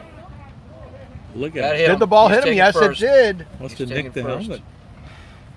And now, Alisea hit by the pitch. Alisea already with 3 RBIs on the day. He's had a busy day today. Trying to put his bid in as is Figueroa for player of the game.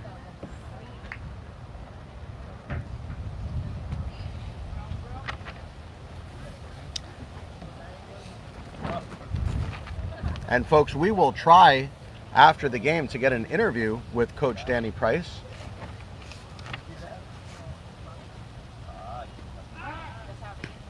So after the game, don't go anywhere, as we will attempt to get Coach Price mic'd up.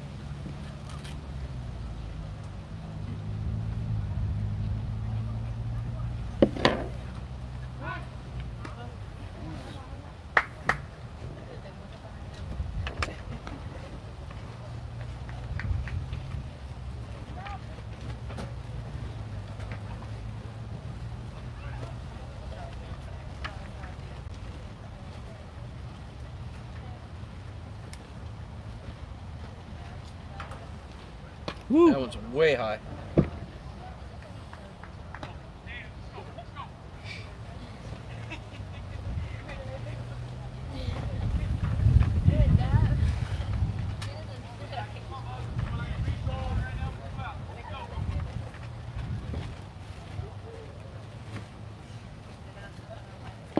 Ooh, yeah.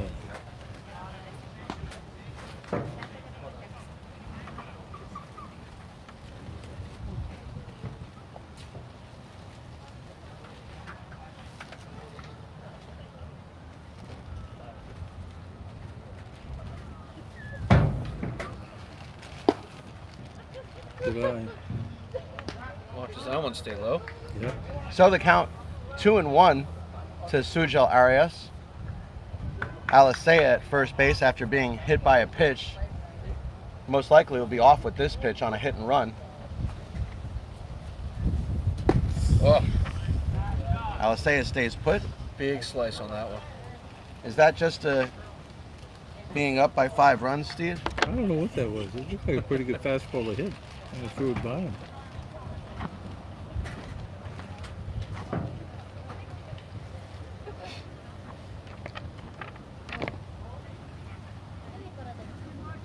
So the count 3-2, and Alisea will definitely be on the move now. No hit and run needed here.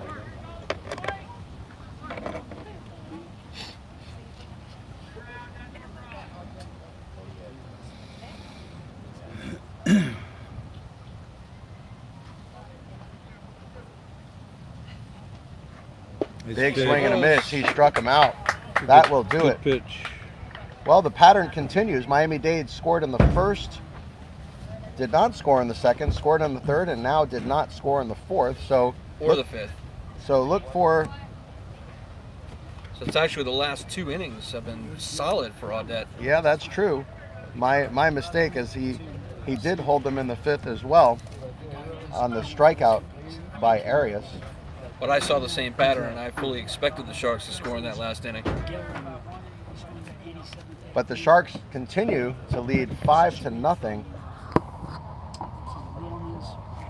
It has been I go there. a cruise control performance by Gabriel Figueroa, I go there.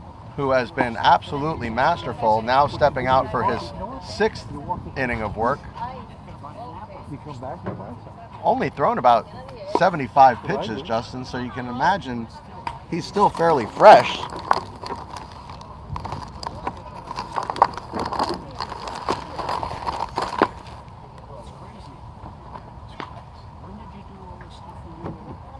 We go to the top of the 6th inning Same with her. here on the South Florida Broadcast Network.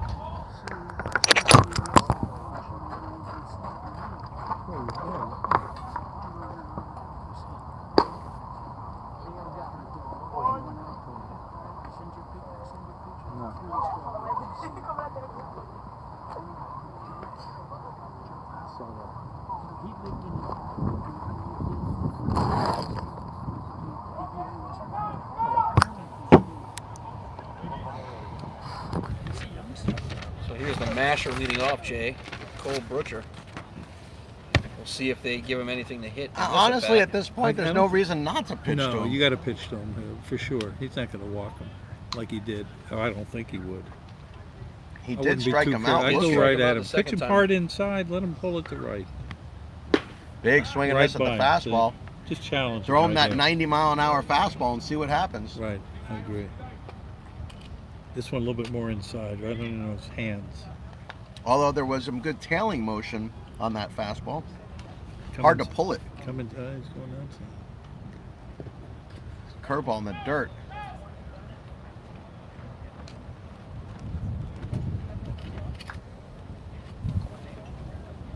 Top of the 6th inning, Sharks leading 5-0. If you've just joined us, the Sharks put up 3 in the first and 2 in the third. And Gabriel Figueroa has cruised through this game. Again, he's on top in the count here. It's 1-2 to Butcher. He seems to get on top of these batters every time. 7 strikeouts so far for Figueroa, who has been very impressive. Hard up and in. Change up in the dirt. Backdoor curveball. Couldn't look at him. And he Oh, did. he got him. What a With a pitch. A curveball. wipeout curveball at Yeah, that. that's what he did. 3 pitches he could have got him out if he threw it in the right place. So Figueroa throws literally an unhittable pitch unless he had his 4-iron with him. Bad swing though, yeah. Chase. But he's got to be frustrated. You know, Butcher watching his team down 5-0 Wants to win. wants to little participate he's somehow. Yeah, he's a little anxious. We have Here's a betting change here, Jay. Josh Schroeder No. batting change. Who is Number it? 30 has come in, Jay. Yeah, number 30 is Schroeder. So Josh Schroeder coming to hit. As there were 2 number changes by That's Indian River before the game started. Our roster different than what we had on our stat book. all right. The first time I had the wrong name, and now I had the wrong number. That's how odd it was when we got that sheet. So Schroeder 0 for 2 on the day. Looking to get things moving here for the Pioneers. Fastball. Nice pitch. Another Caught one. the outside. He has located that pitch all game. As long as that pitch is called a strike, Figueroa is going to keep throwing it. Schroeder down swinging twice already today, so he's not scared to swing that bat. Hit in the ground. Come get Bickle. it. Nice play. Bickle up and over. Look at that arm from Boy, he's Bickle. got a good arm, doesn't he? Better be careful. It will steal away. Well, Yeah, strong you arm. know, he might be trying to show off, hoping that maybe they give him an inning on the mound. I don't know about that.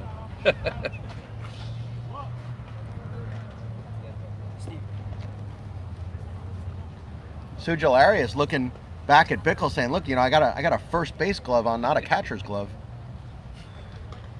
You know who it is? Trying to figure it out. So Wade Kuda's third at bat today.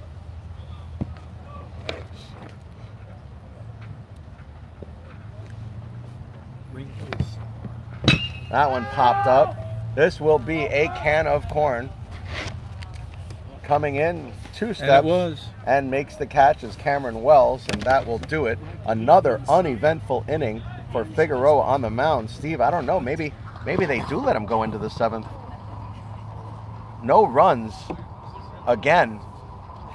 0 after 0, 6 zeros put up by Gabriel Figueroa. And Miami-Dade College leads 5-0. We go to the bottom of the 6th inning. You are watching Miami-Dade College Sharks baseball on the South Florida Broadcast Network.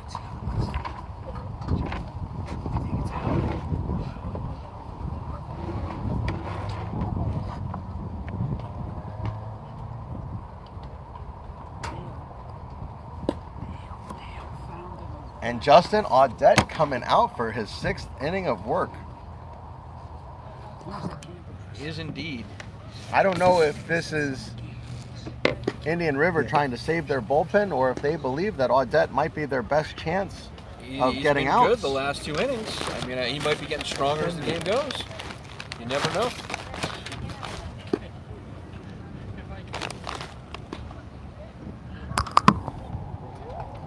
Can't say we, you got it. Oh, So all the damage done for the Sharks in the 1st and the 3rd. Steve. Boxing. I'll send that to you. Okay. See you guys.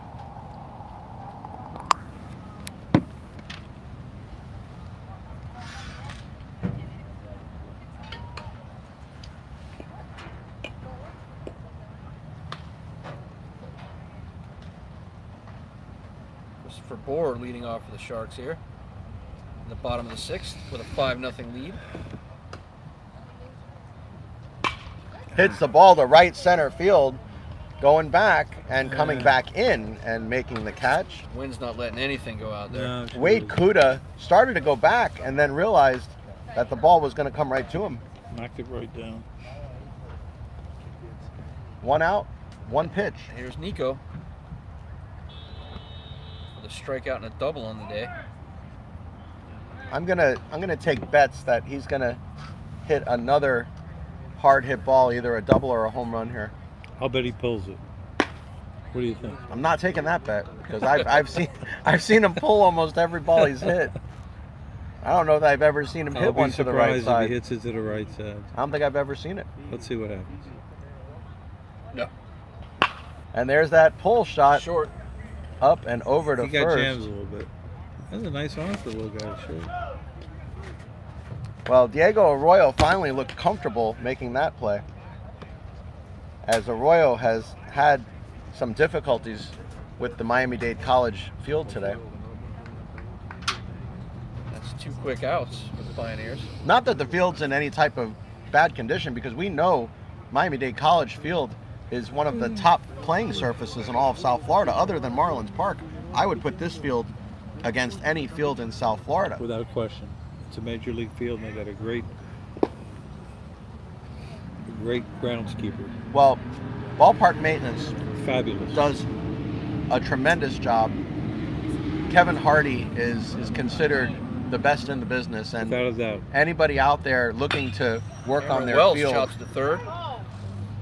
anyone Just out there that's listening and watching that wants to work on their baseball field, I can guarantee you no one will do it any better than Kevin Hardy. The only problem you have with Kevin Hardy is he's so busy. He's busy. He's so busy. That's the only thing. You know, and anybody good at their job is busy. Without a So doubt. And years ago, he did the University of Miami for many, many years. Fabulous job. Cameron Wells has a single. popped up, out of play. But Kevin Hardy at ballpark maintenance is not just knowledgeable, not just good at what he does. He's just a good human being, and Without a doubt. you know, there's something to be said for good things happening to a good guy. And Without question. and Kevin is just one of the real good guys out there. That one high. So any chance we get to plug Kevin Hardy and ballpark maintenance, we will do that. They are not one of our sponsors, folks. So let's get that straightened out immediately, that they are not paying us to talk about them on the air. And by the way, Fastball in for strike three. He struck him out. and that's the end of that inning. 3 good innings now from Dade. By the way, Kevin's brother Dale Hardy was a fabulous player back in the 70s. Great shortstop for Killian, also a great defensive back. Went to the University of Illinois. Played defensive back. Was I a didn't know any fabulous of this. baseball- I've done a lot of work with Kevin, and I never knew any of that. And, So once again, Steve Hertz filling us with that fountain of knowledge that is in between his ears. And Dale was, again, a fabulous football, baseball player who went on to coaching.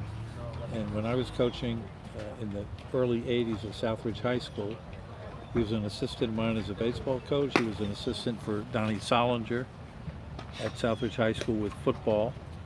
Well, I'll tell you, his son is quite a baseball player. Kyle has played in my league, and he hits the holy heck out of the ball. Genetically. Big guy. Kyle Hardy, a big guy, and able to hit against all the top pitchers we have. You know, in AUBL Miami, we have several pitchers throwing in the Right. low to mid 90s, and, Right. and Kyle Hardy was hitting all of them. As a matter of fact, when I was coaching, Kyle did play for me for a year here at Miami-Dade, and then he went on to play in Missouri and had a fabulous year up there also. Just a great kid, great player, and a very good student. So there it is, folks. We have plugged the entire Hardy family. Anyone that has any Kevin Hardy or Kevin Hardy family stories, please text them in on the text line.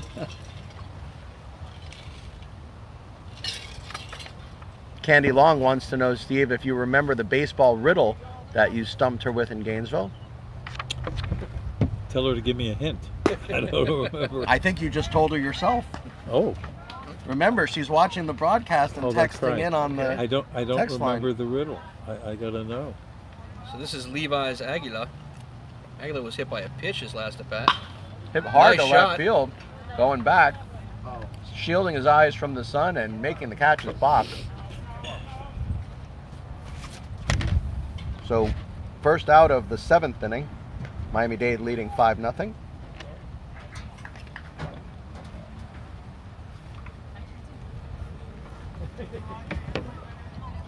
Ricardo Diaz now the batter.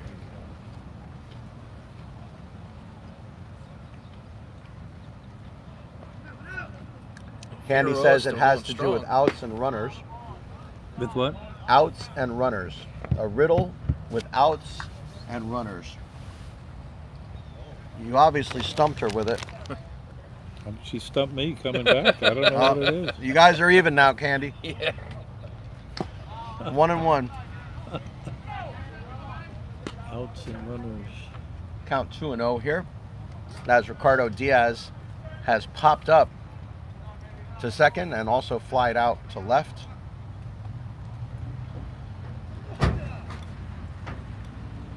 That's a nice pitch on the outside corner. No reason for him to throw it down the middle if he can live right there. If he can do it, sure.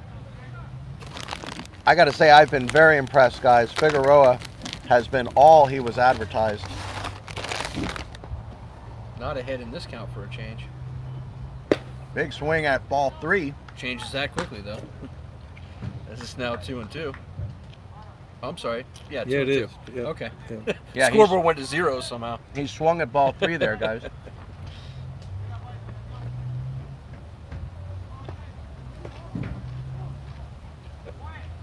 Nice Ooh. pitch. Fouled back.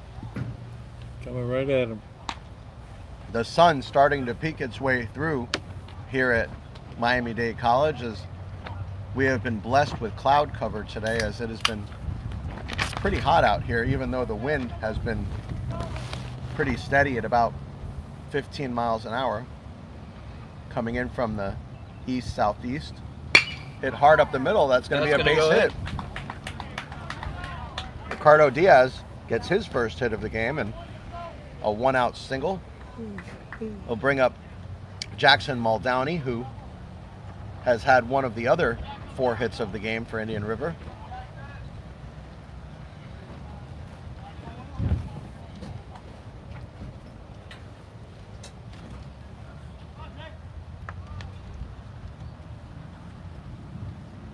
And we do have action in the bullpen. Is that Ribalta? Looks like the big right-hander out of Miami Christian, Ribalta. Oh, one shot And that foul. ball was hit right at Ribalta.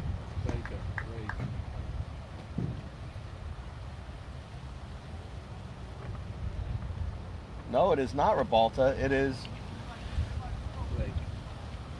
It is.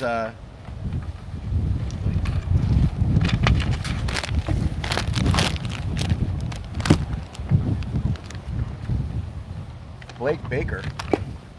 Foul tipped into the glove. So Blake Baker, Justin, I think we've seen him either start or relieve in every game we've done. Very true. Because he started in 2 of the games we did and relieved in the other one. So Baker seems to be a pitcher that's used in many games as a starter and a reliever. Popped up, out of play. True utility pitcher. Well, he's pitched very well. I mean, 32 innings pitched. But I believe we established in the past that he's not a 3-inning closer. Well, Wasn't that the guy we were talking about? We thought, or at least I thought, we would see him for more than 1 inning. But he only came in for 1.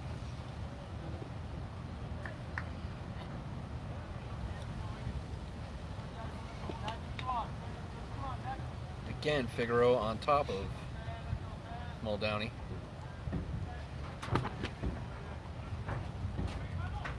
Oh, and 2. Big swing and a miss. He struck him out with the curveball. Good looking curveball there.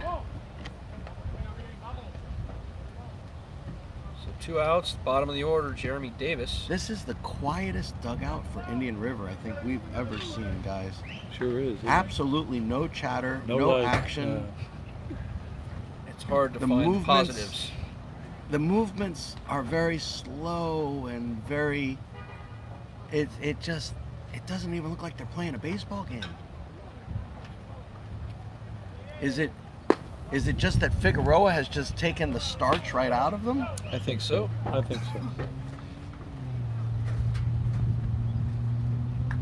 It is a 5-run lead, but it might as well be 8 or 10 runs at this point, the way Figueroa is just demoralizing this Indian River team.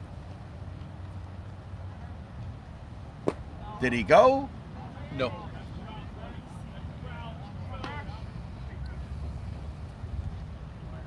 Kevin Long trotting out. Candy, have you seen Kevin run that fast lately? Boy, oh boy, Kevin did the 40-yard dash in about 4.5 right there.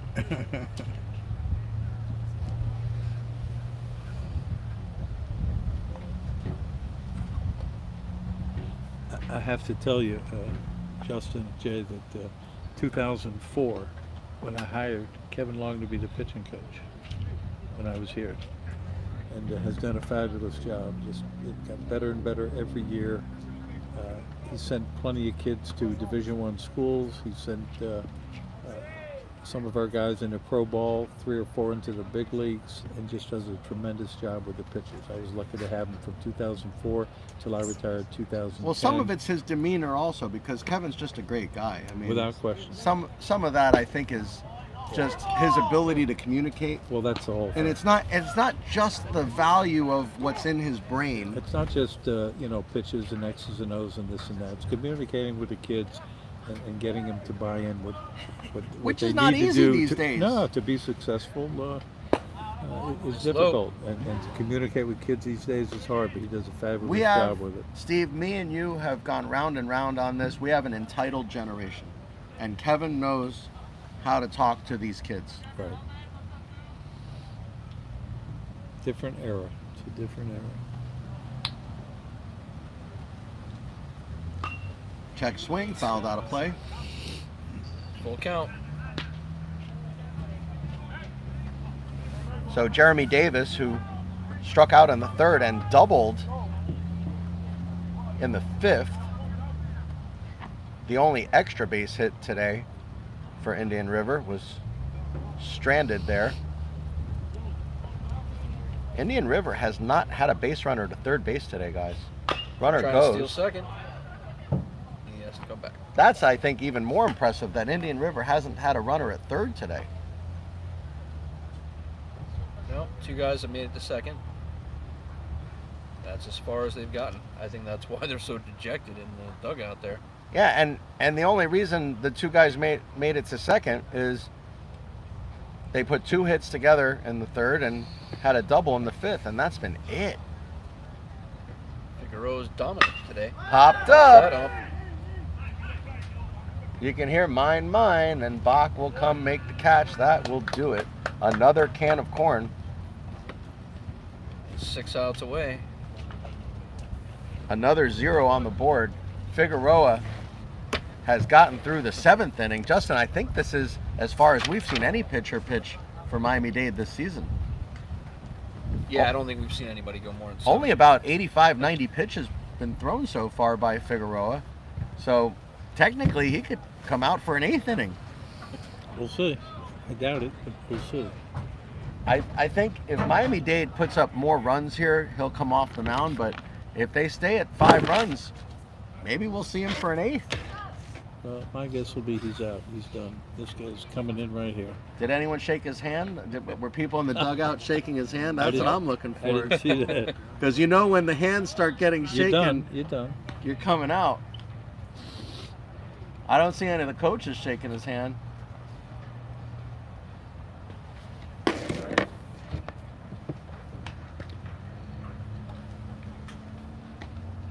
Come to think of it, I don't see any of the coaches, period. Usually I can see Adrian Morales out in front of the dugout, and now I see Coach Price coming out.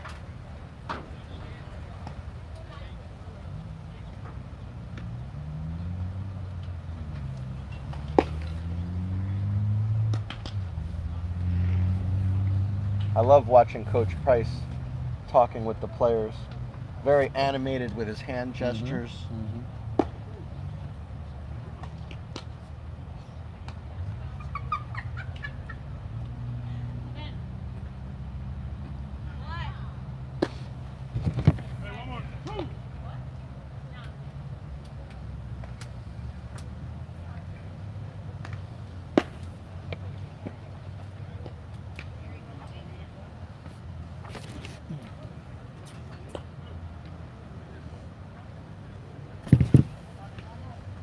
Yeah, Candy Long says that Kevin usually doesn't run out so fast. Usually he kind of strolls out there.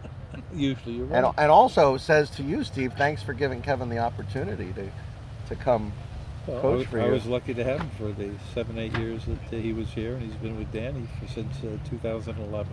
The other thing she said is every year it gets harder and harder for Coach Long to get through to the players, that the job becomes more difficult each year. I have a substitution here, Jay.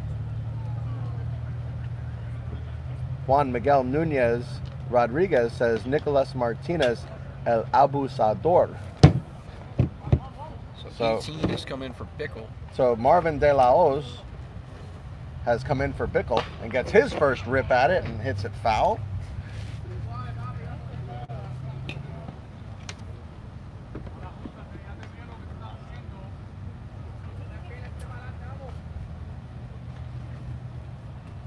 So Bickle's stat line completed, 0-2, 0 for 2 in his 2 at-bats with 2 Ks. Fastball in for a strike.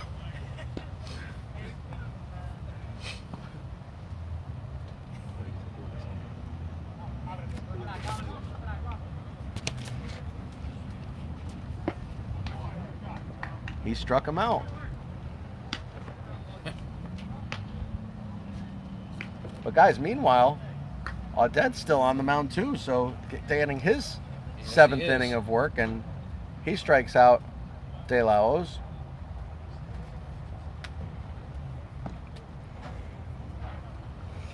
Rafi Almanzar 1 for 2 on the day.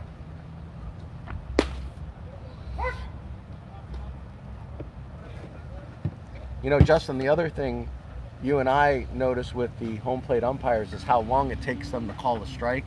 And one thing you'll never have with Jairo Martinez is that delay, where he's looking to see, you know, we've seen a lot of these umpires at the high school level, at the college level, have that delay. No That one delay here. hit hard right at third base, up and over to first. In the dirt, he got him again, though. I'll tell you, at first base, Levi Aguila has been busy with the scoops over there, but he's done a very good job. So David Crawford now will come to hit. His family member here taking credit for teaching him those skills in the field.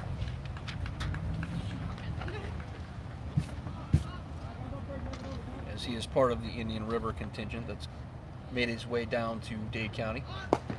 Crawford he's laying tries the a bunt. drag bunt. Was halfway to first base before that ball got to him on the off-speed offering.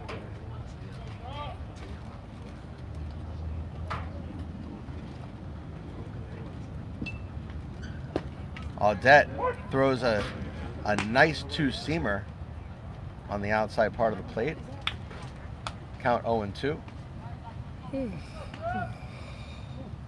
We are in the bottom of the 7th inning. Miami-Dade up 5-0.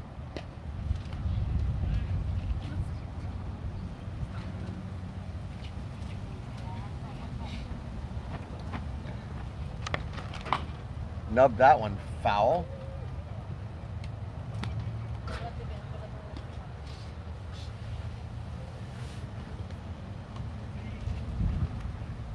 Miami-Dade put up 3 runs in the first inning and never looked back as they lead 5-0.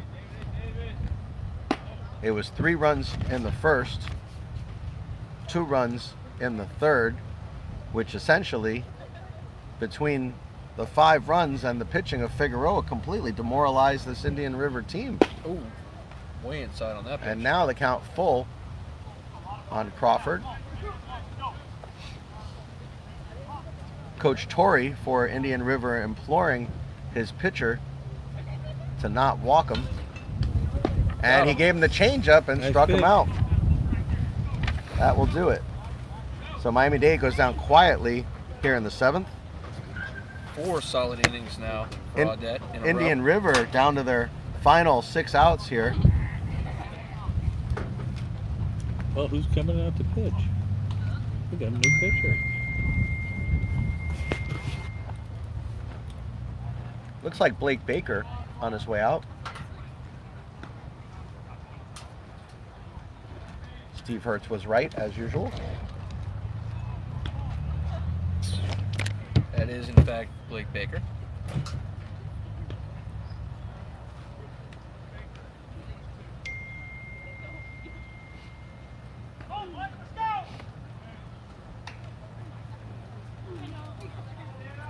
A little bit of life out of the Indian River dugout, seeing that Figueroa didn't come out to the mound, so you can see a little bit of stirring and you can hear a little bit of action in that Indian River dugout, maybe thinking they have half a chance to put a run on the board here against Baker.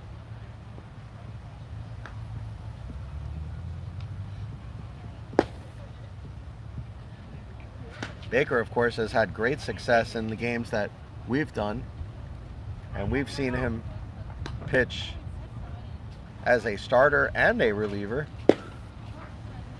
twice as a starter, and now this is the second time as a reliever in the 4 games that we've done for Miami-Dade this season.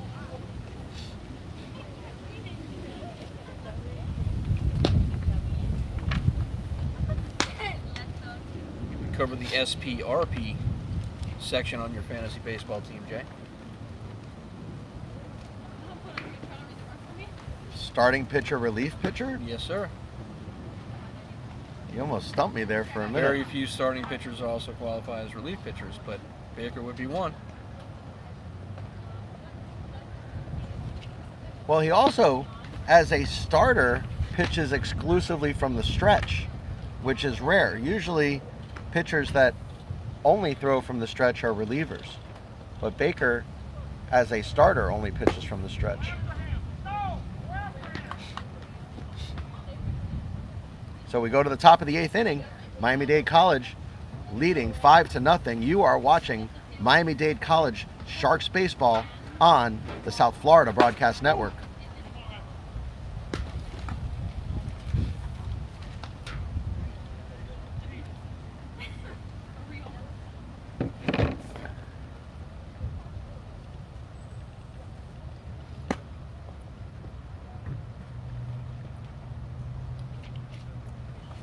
We'll see this same Indian River team again, Justin, on Saturday at 1 o'clock here at Miami-Dade College.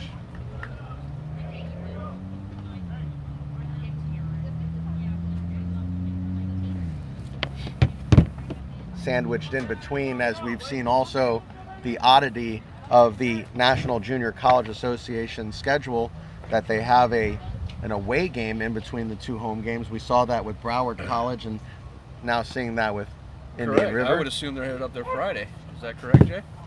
There will be a game in between. Miami-Dade College will play at Indian River On Friday, yes. So it On is on Friday. Friday. Yes.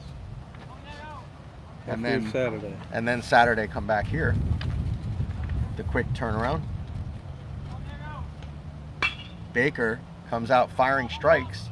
0-2 the count very quickly on leadoff hitter Diego Arroyo. Arroyo was robbed by Jarrett Bickle at third base. Now Sujel Arias patrolling third base.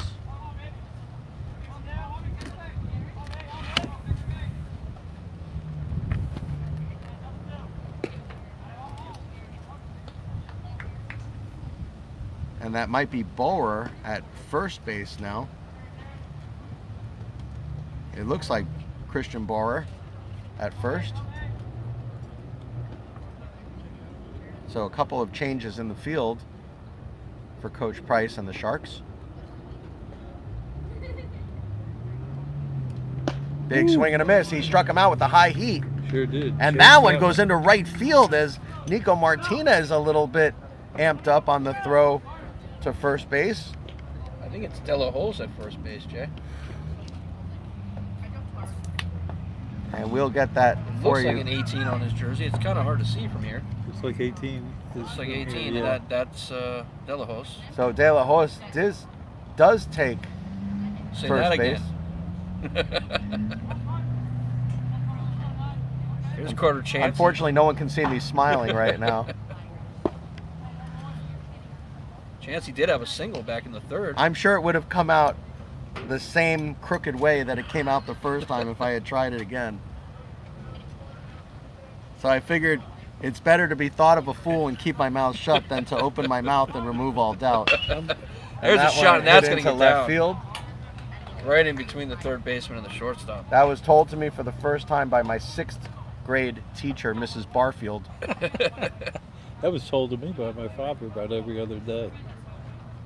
I'll never forget, as an 11-year-old, hearing that for the first time, and it really impacted my life. All right, this could be the last shot here for the Pioneers to put something on the board, Jay. As this is Cole Brutcher, the I designated still hitter. think you walk him.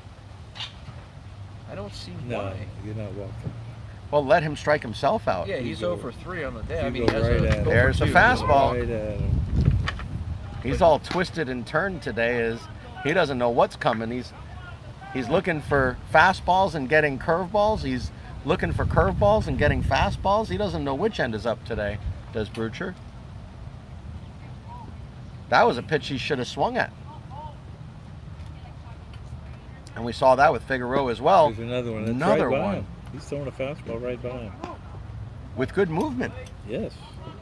Baker has excellent movement on that fastball.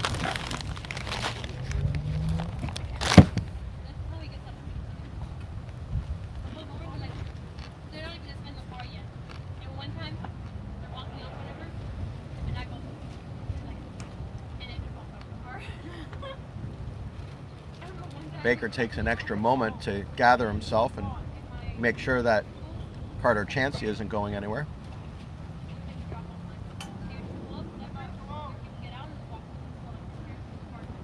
Chansey with a small lead. Yeah. Foul tipped, and he struck him out. All fastballs. That is the third strikeout of Cole Brucher today, guys. From the Very second impressive. pitcher now. Very, very impressive by the Miami-Dade College pitchers, striking out Cole Brucher 3 times after walking him what looked to be the old UIBB in the first inning, the old unintentional intentional walk. Struck him out 3 times in a row. That is impressive. So here's Josh Schroeder.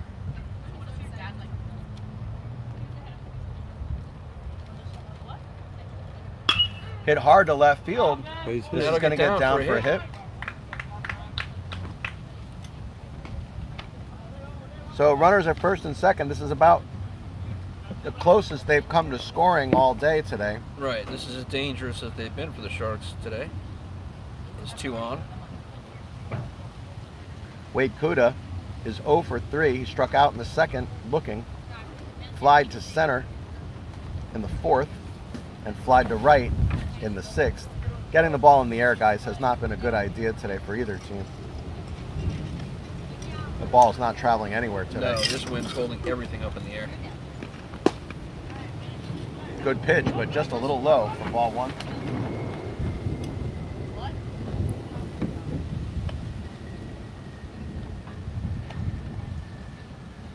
Two outs here in the 8th. Miami-Dade 5-0.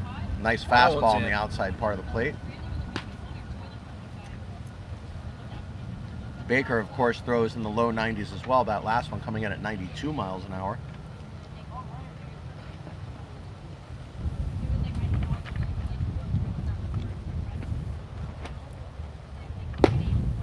And that pitch. one in for a strike. Boy, Corner on the knees. you got Tough to hit. Wade Kuda's looking back to say, I can't hit that pitch. How am I going to hit that?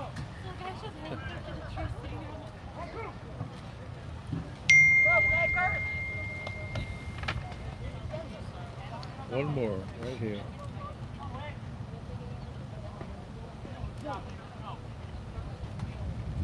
Pitch for Baker. He can get out of this inning.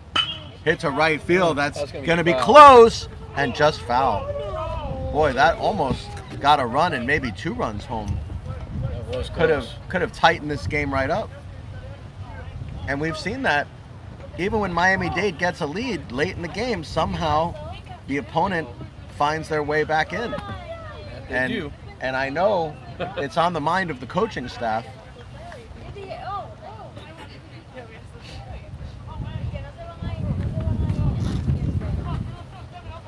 The wind picking up again, gusting to 15, 20 miles an hour.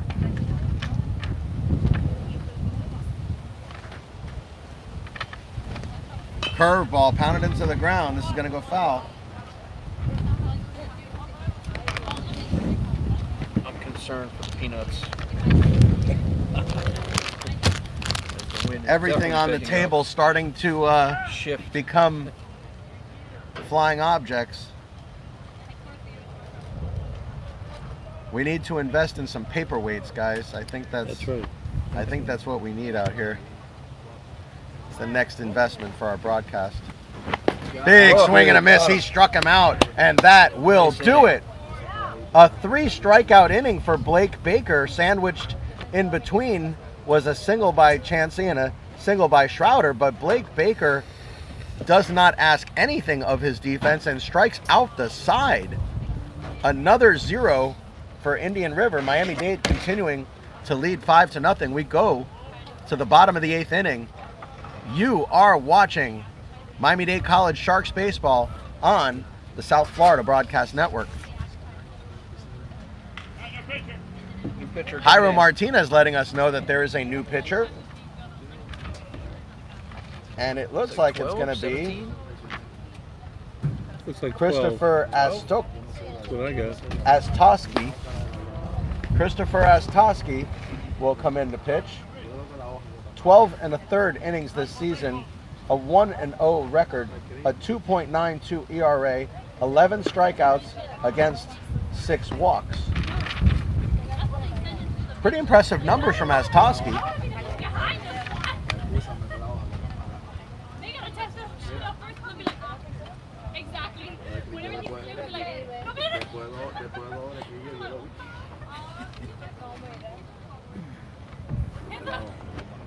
The slender right-hander comes in for what we hope is only 1 inning of work.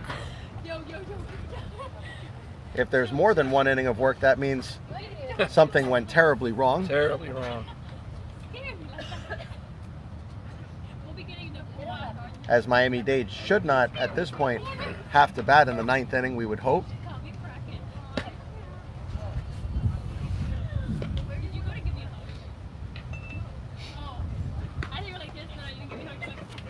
It's going to be Jose Bach leading off. Bach 2 for 3 on the day, has scored 2 runs also, has been a huge part of Miami-Dade's offense today. Then Michael Alicea and Sujel Arias. The sun again peeking its way out onto the field.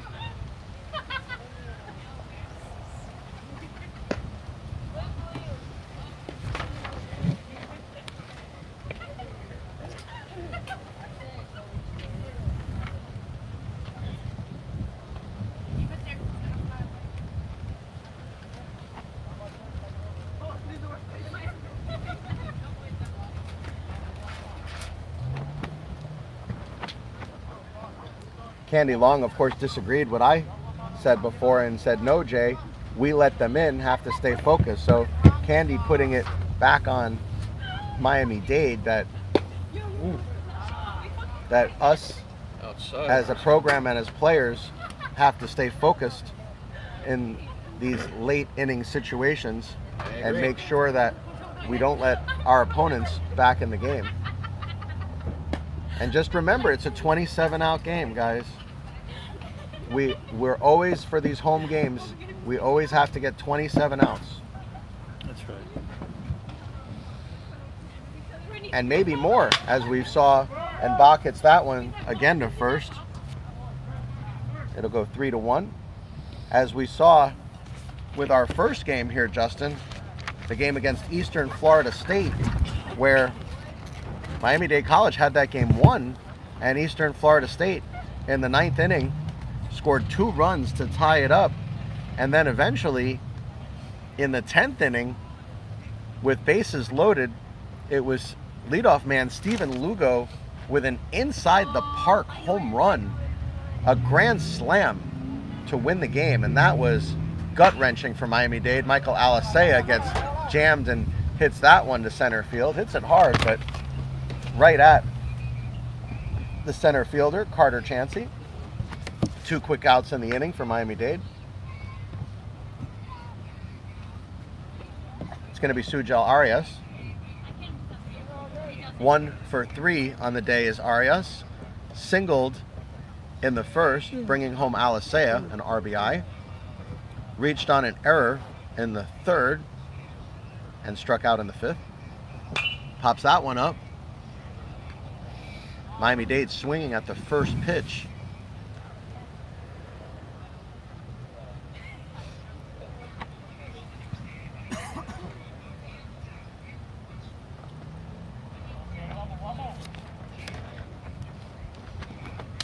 Very impressive performance from Gabriel Figueroa today, and Arias with a base hit to right field. Second hit of the day.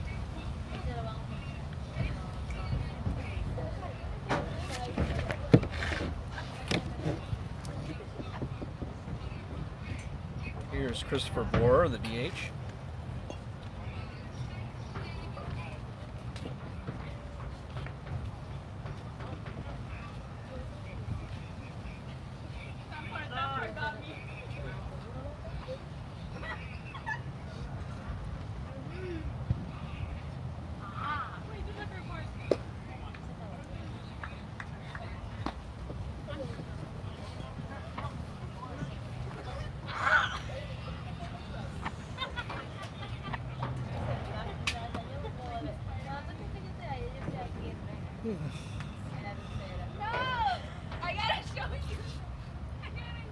That one hit hard right at the third baseman, up and over to first. He got him. So Miami-Dade goes down in the 8th inning, but continues to lead 5-0. Final 3 outs for Indian River. We go to the top of the 9th inning. Miami-Dade continuing to lead 5-0. You are watching Miami-Dade College Sharks baseball on the South Florida Broadcast Network, and we will see if Blake Baker comes out to finish, or will it be Ribalta? It's a tall right-hander, which narrows it down to Baker or Ribalta.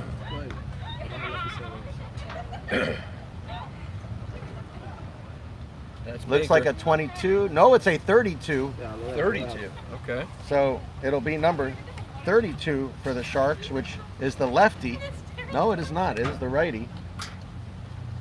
It is Colin Kiernan. This will be our first chance to see Kiernan, Justin. We have not seen Colin Kiernan yet. And we'll give you the numbers on Kiernan. 14 1/3 innings pitched. 0-1 record. 10.67 ERA. 15 strikeouts against 7 walks. So a 2-to-1 plus ratio. Strikeouts to walks. And we have seen Colin Kiernan, Jay, actually in the Eastern Florida State game. Correct. He came You are correct. I am corrected. He has appeared in 8 games so far. Has a fairly violent stride towards home plate. in. He's looking to close the door here. And don't forget, folks, we are going to get an interview with Coach Price after the game. I'll take care of it. I'll see the team. I know.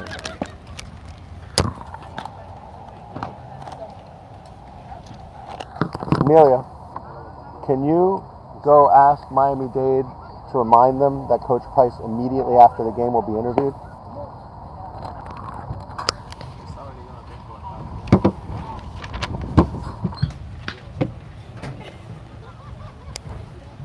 The final 3 outs for the Pioneers to try to put up 5 runs. Well, Justin, Keep this game going. we always say if you have fewer outs than runs needed, that you're in a lot of trouble. That is true. And- We've said that several times. And Coach, we we're have looking, seen we're that. looking for a shutout here. Yes, we are. Yes, we are. And Candy Long wants the Sharks to put the nail in the coffin here, and so do we.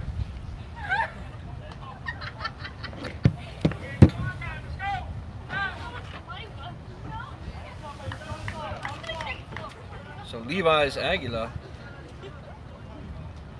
to lead it off here in the 9th. Aguila 0 for 2 and was hit by a pitch. Kiernan hits that same spot we have seen from Figueroa and from Baker, right on that outside corner. Jairo Martinez has been very consistent in calling that pitch a strike today.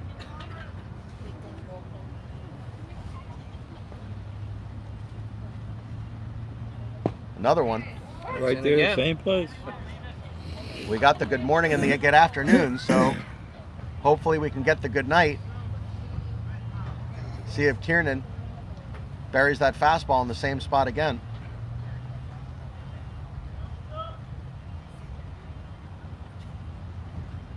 Whoa. He struck him out. Colin Kiernan gets the first batter on strikeout, Levi Aguila.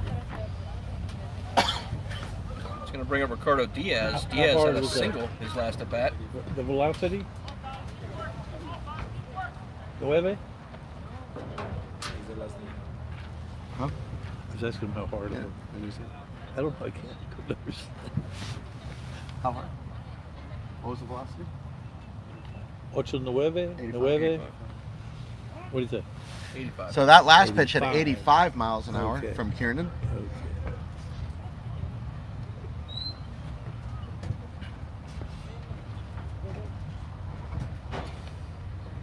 Nice curveball. Yeah, it was.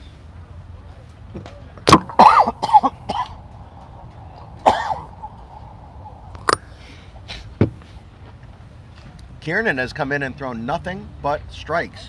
4 pitches, 4 strikes. 5 pitches, 5 strikes.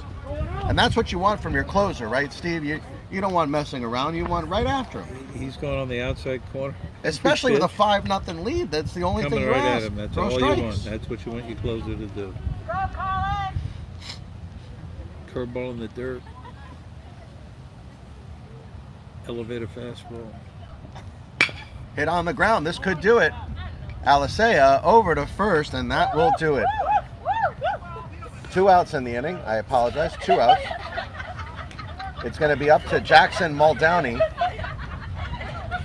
for the final out of the game.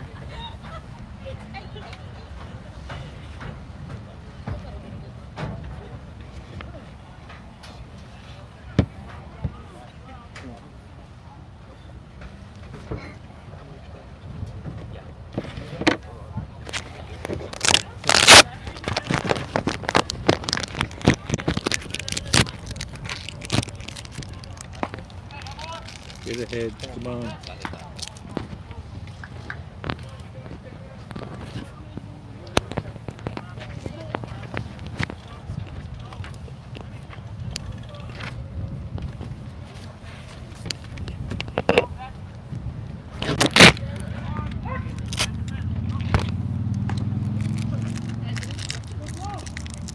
Count 1-1 to Muldowney. Muldowney 1 for 3 on the day.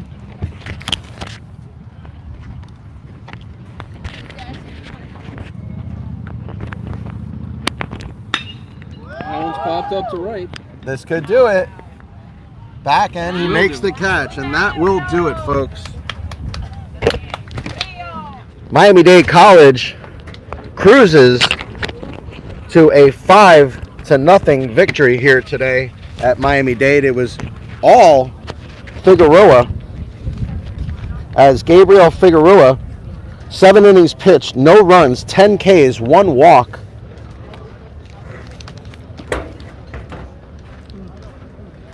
Top of the lineup performed very well for Miami-Dade College, as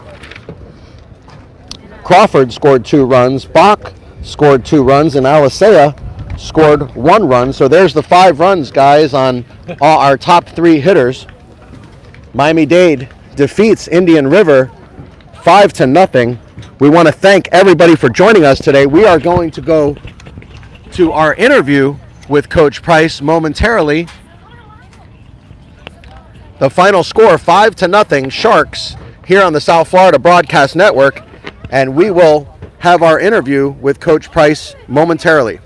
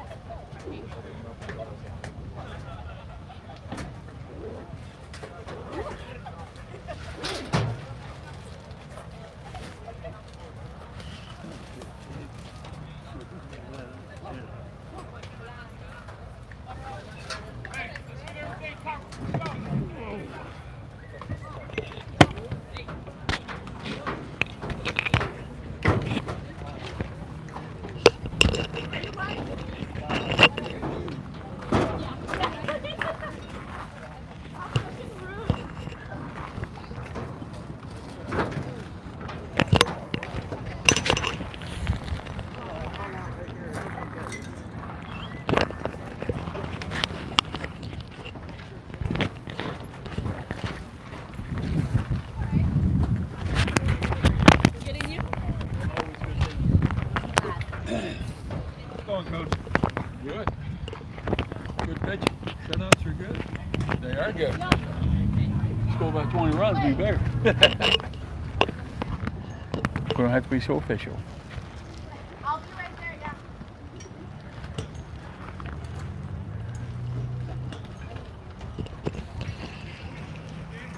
What time to hitting? Just enough time to hitting? All you need. Enough.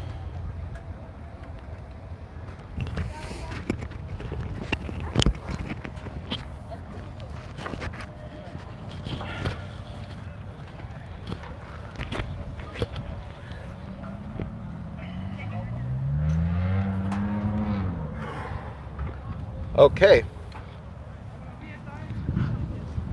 All right. I am here with Coach Danny Price after a great 5-0 win today, and team's been hot lately.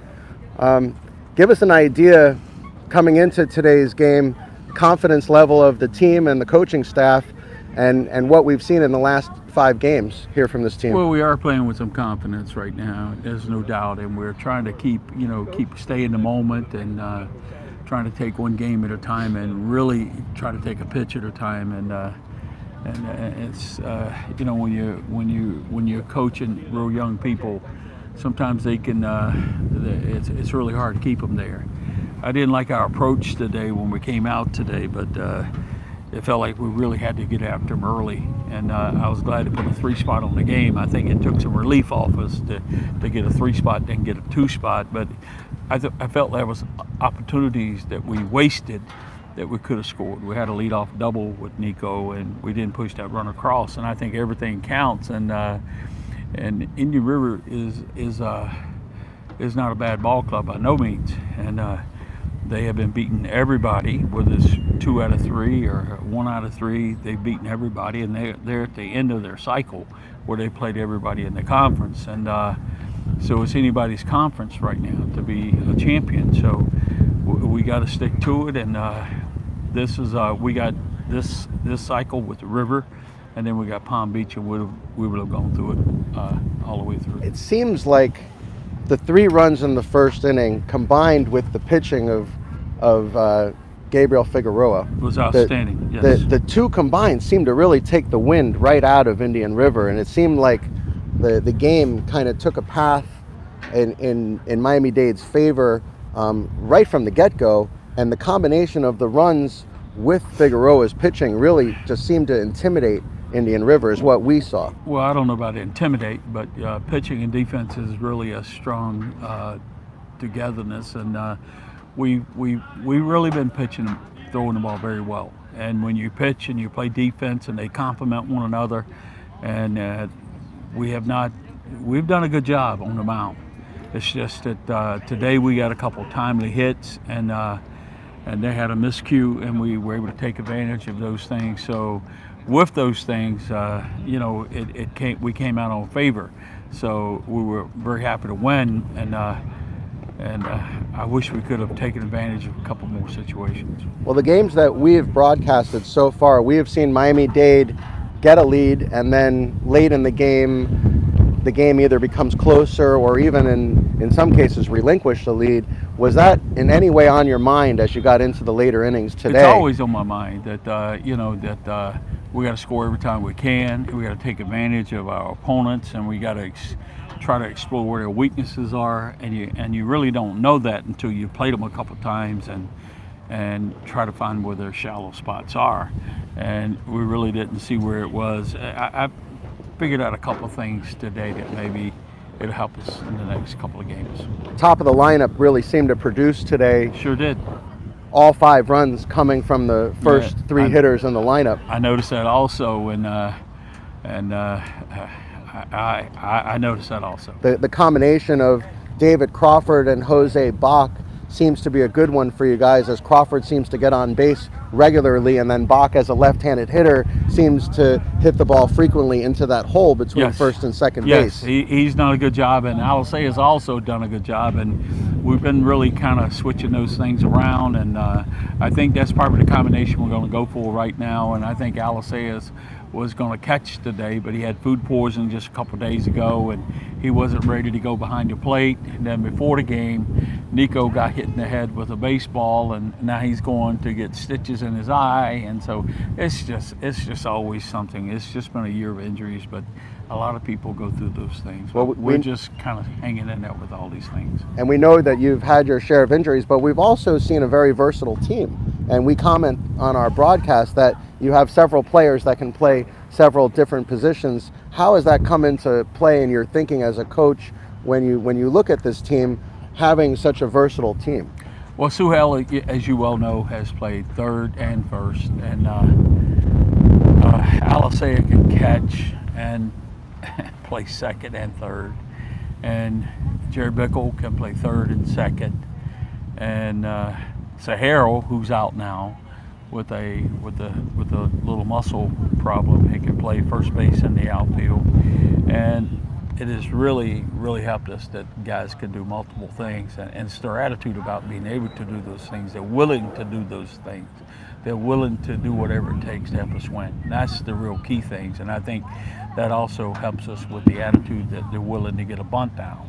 And that's also the things that carries over into those small things. And we noticed also in the team speed, especially in the outfield, that Crawford has done a great job defensively for you in center field. Absolutely. The corner outfielders as well. But we've also noticed with the wind being so prevalent blowing in from right field that a lot of these pop-ups, which could be trouble for a lot of teams, that Miami-Dade has been really good defensively in the outfield. Well, the key to that is the infielders. You know, the wind's blowing in, the infield's really got to go get the balls. And we told them today that the key to that is the infielders really got to go after it, and that we were going to play out in outfield normal, just a little bit in, and so that ball's on drop. But the key to it is our infield has really got to hustle and get out there. Team speed, aggressive base running, you know, we've always seen that in your DNA, but lately in the games that we've been broadcasting, that's really been coming to the forefront and has been a big part of the victories that we you've have had. to do those things.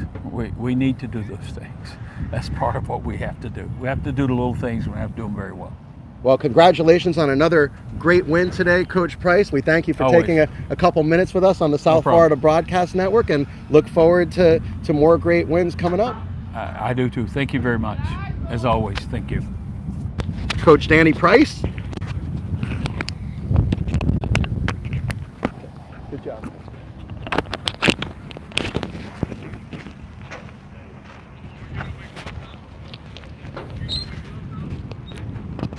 You have been watching Miami-Dade College Sharks baseball on the South Florida Broadcast Network. That was Coach Danny Price in our post-game interview. We want to thank Coach Price for today's interview. For myself, Jay Hayback, and my broadcast partners, Justin Bresner, and of course, Steve Hertz, we want to thank everybody for joining us, and we will see you on Saturday when the Miami-Dade Sharks face these same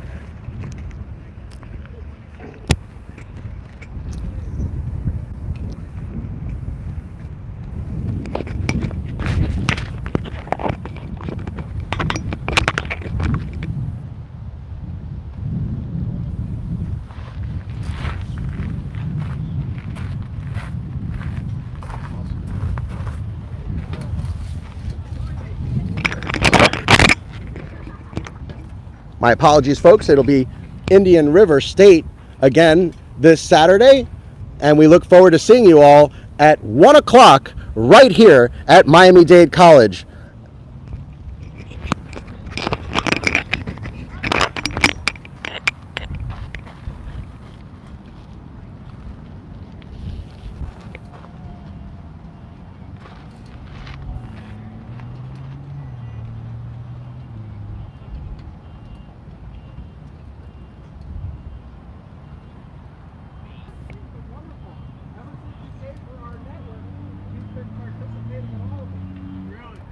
Big participant.